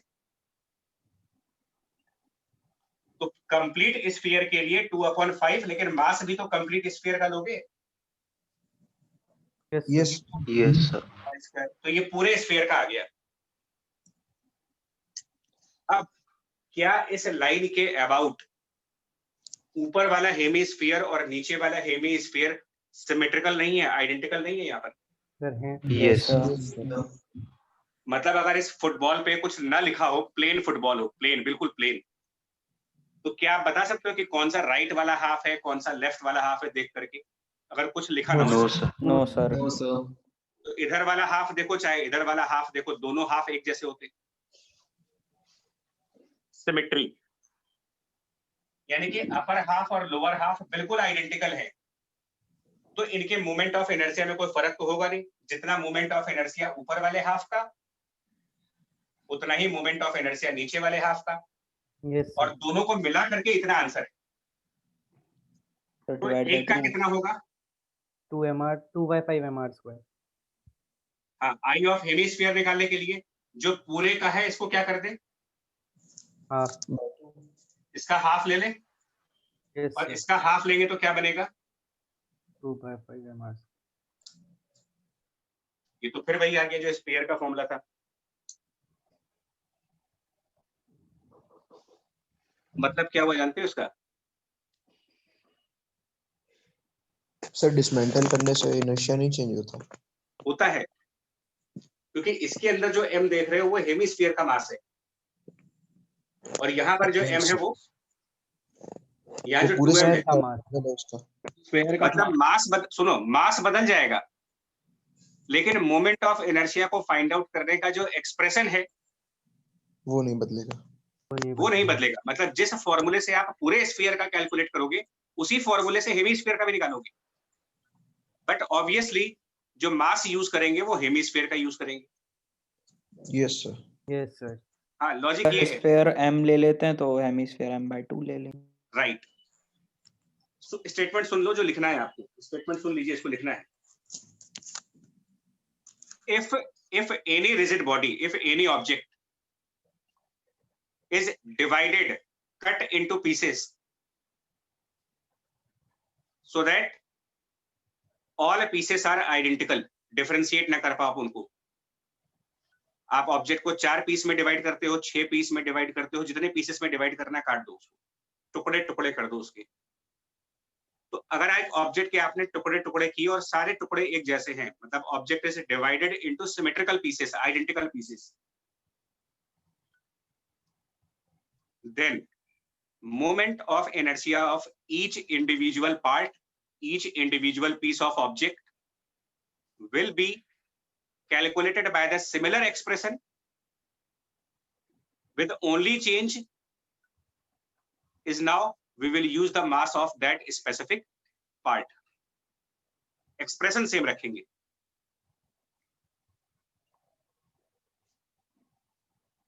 समझ आया? फिर से बोलूं? तो समझ गए।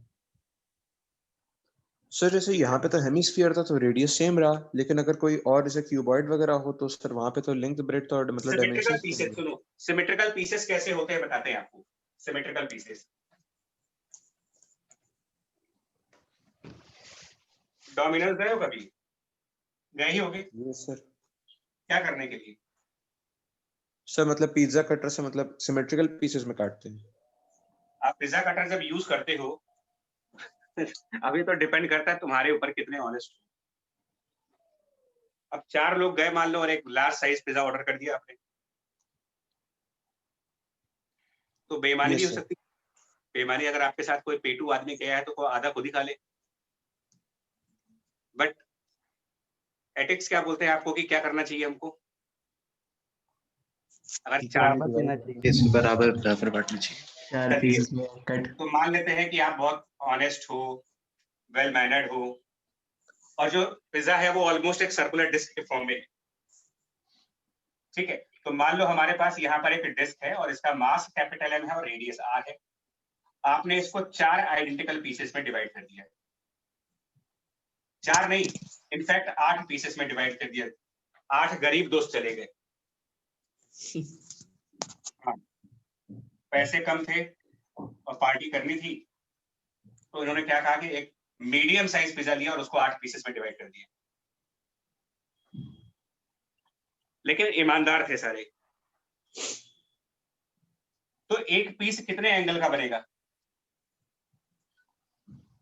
360 डिग्री बाय n। 8 पीसेस हैं, 8 पीसेस में डिवाइड अच्छा। कर 360 डिवाइडेड बाय 8 कितना होगा बच्चा? 45। Sir 45 degree. तो जो पीस आपको मिला इसमें से एक पीस आपको मिल गया, 45 डिग्री वाला पीस आपको मिला। कितने मास का होगा वो? अगर पूरा पिज्जा m मास का था तो m/8। m/8 का पीस आपके पास आया। अब आपसे कहा कि भैया वहां पर कोई प्रोफेसर साहब भी बैठे थे, उन्होंने कहा ये बताओ इसका मोमेंट ऑफ इनर्शिया कितना होगा। आप तो गए पार्टी बनाने, तुम्हारे मिल गए स्कूल वाले करेंगे बस मतलब। तो ये मैं जो स्टेटमेंट दे रहा था वो क्या दे रहा था? हमने इस सर्कुलर डिस्क को सिमेट्रिकल पीसेस में डिवाइड किया है या फिर डिफरेंट डिफरेंट शेप में डिवाइड किया है इसको? सर सिमेट्रिकल किया। तो जो फॉर्मूला पूरे डिस्क का होगा वही फॉर्मूला इसका भी होगा। Mass change. हाँ, डिस्क का फॉर्मूला क्या होता है? Sir mr² by mr² by 2। Half mr square. लेकिन यहाँ पर m हम इस पीस का यूज करेंगे। m/8 M/8 अब क्लियर हो गया मेरा? r² 16 yes Yes, sir. बात समझ में आई मैं क्या बोल रहा हूँ आपको? Yes, sir. फॉर्मूला वही लगाना है, लेकिन मास उस पर्टिकुलर पीस का निकालिए आप। यस सर, समझ रहा हूँ। ठीक है बस, लेकिन ऑब्जेक्ट सिमेट्रिकली कटना चाहिए। ऑब्जेक्ट को सिमेट्रिकल काटिए, ऐसा नहीं कि एक बड़ा एंगल पीस हो चेंज जाए का कोई छोटा फर्क पीस नहीं हो जाए, पड़ेगा। तब नहीं होगा ये। सर अगर हम लोग जैसे 50 डिग्री एंगल का एक पीस काट लें तो फिर, हाँ। और सर फिर मास भी जो है वो भी उसी के रेशियो के हिसाब से रख दें तो कर दो, तब हाँ, बिल्कुल कर सकते हो, चलेगा। चलेगा। हाँ चलेगा। नहीं, ये तो देखो मैं क्या कह रहा हूँ ना, सिमेट्रिकल काटने का मतलब जानते हो मैं क्या कह रहा हूँ? 50 डिग्री वाला चलेगा। अब एक तरीका ये भी तो हो सकता है यार,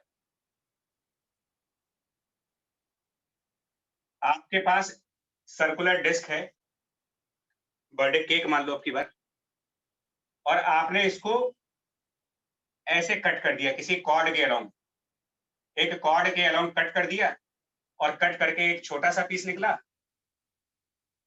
और एक बड़ा सा टुकड़ा हो गया। क्या ये सिमेट्रिकल कटिंग है? No, sir. तो यहाँ पर आप ये नहीं कह सकते हो कि जो फॉर्मूला डिस्क का है वही इसका भी होगा, इसका भी होगा। ये सिमेट्रिकल पीसेस में नहीं आया। यस सर, अब बात समझ में आई आपको? Yes sir. Yes, sir. हाँ, अगर बर्थडे केक की तरह काट रहे हो कि सेंटर से नाइफ लिया, इधर काटा और ये टुकड़ा ट्रायंगुलर शेप का निकाल लिया इसमें से, तो क्या ये सिमेट्रिकल कटिंग है? Yes sir, yes sir. हाँ, तो अगर आप ट्रायंगुलर पीस निकालते हो सर्किल में से, तो उसके लिए फॉर्मूला वही होगा जो डिस्क का होगा। लेकिन अगर आप इस तरीके से काटते हो छोटा बड़ा, तो नहीं, ये सिमेट्रिकल कटिंग नहीं कहलाती। Yes sir. Sir exactly identical pieces होने चाहिए। बिल्कुल कह सकते हो। हाँ, ये कर सकते हो। जैसे मान लो आपके पास एक रिंग है, अब आपने क्या किया, रिंग है, इसका मास m है और रेडियस r है। आपको गुस्सा आ गई, आपने डायमीटर के अलाउट इसको कट कर दिया, जो रिंग की डायमीटर था उसके अबाउट इसको तोड़ दिया, दो पीसेस में कर दिया आपने, और आधी रिंग यहाँ पर, आधी रिंग यहाँ पर। अब इस बचे हुए हाफ रिंग का मोमेंट ऑफ इनर्शिया निकालना हो तो क्या करेंगे बताओ? क्या ये सर सिमेट्रिकल? r² यूज करेंगे, बस m/2 हो जाएगा। रिंग है, डिस्क नहीं है। Sir, तो MR² यूज करें। mr² sir. लेकिन मास आधे का ले लो, मास जो हाफ रिंग का रखेंगे। मतलब m/2 into r²। मतलब फॉर्मूला वो वाला लेना है जो बॉडी का है, लेकिन उस फॉर्मूले में जो मास रखना है वो तो आप जिस पार्ट का निकाल रहे हो उसका रखोगे ना फिर। yes Yes. Yes sir. Yes, sir. समझ गए। आप समझ गए होगे आप? yes sir सर सिमेट्रिकल काटने से बेसिकली हमारी रेडियस सेम होगी। हाँ, अब ये सही बात है।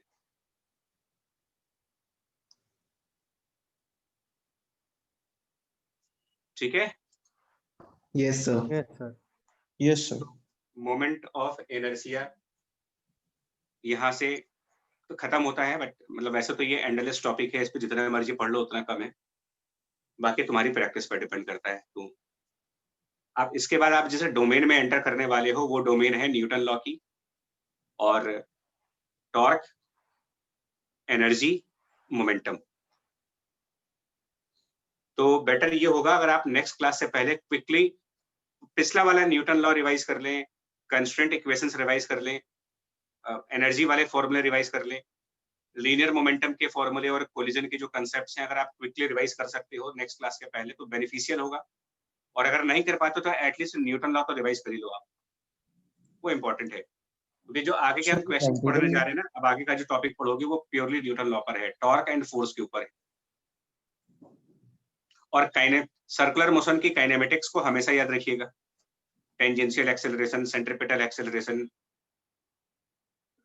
और v = r ओमेगा, ओमेगा की डायरेक्शन, अल्फा क्या होता है, ये सारे जो बेसिक चैप्टर है, मतलब हमारा लेक्चर 1 रोटेशनल मैकेनिक्स का लेक्चर 1 और पिछले चैप्टर्स का न्यूटन लॉ, ये रिवाइज करके तब अगली क्लास में बैठोगे तो अच्छे से समझ में आएगा। ठीक है बच्चे लोग? Yes sir, yes sir. Yes sir.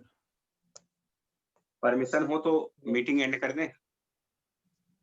Yes sir, thank you yes sir. Sir. Sir बस ये धन्यवाद। बता दीजिए सर, अगली क्लास आप कब रखेंगे सर आप? अर्ली होगी, मतलब मंडे ट्यूसडे में हो जाएगी। अच्छा सर, ओके सर। आप कुछ ना कर पाओ तो एटलीस्ट पहला लेक्चर रिवाइज कर लो, फर्स्ट लेक्चर जो रोटेशनल मैकेनिक्स का फर्स्ट लेक्चर है वो रिवाइज कर लो, और basic Newton law F equal to ma वगैरह जो था ना, फ्रिक्शन के कंसेप्ट, बहुत Yes, basic sir, yes, level. हाँ, वो उस तरह से काम चल जाएगा मेरा। Okay sir. ठीक है जी, यस सर। धन्यवाद जी। Thank you sir. Thank you you. Sir. Thank you sir. Bye. Thank you.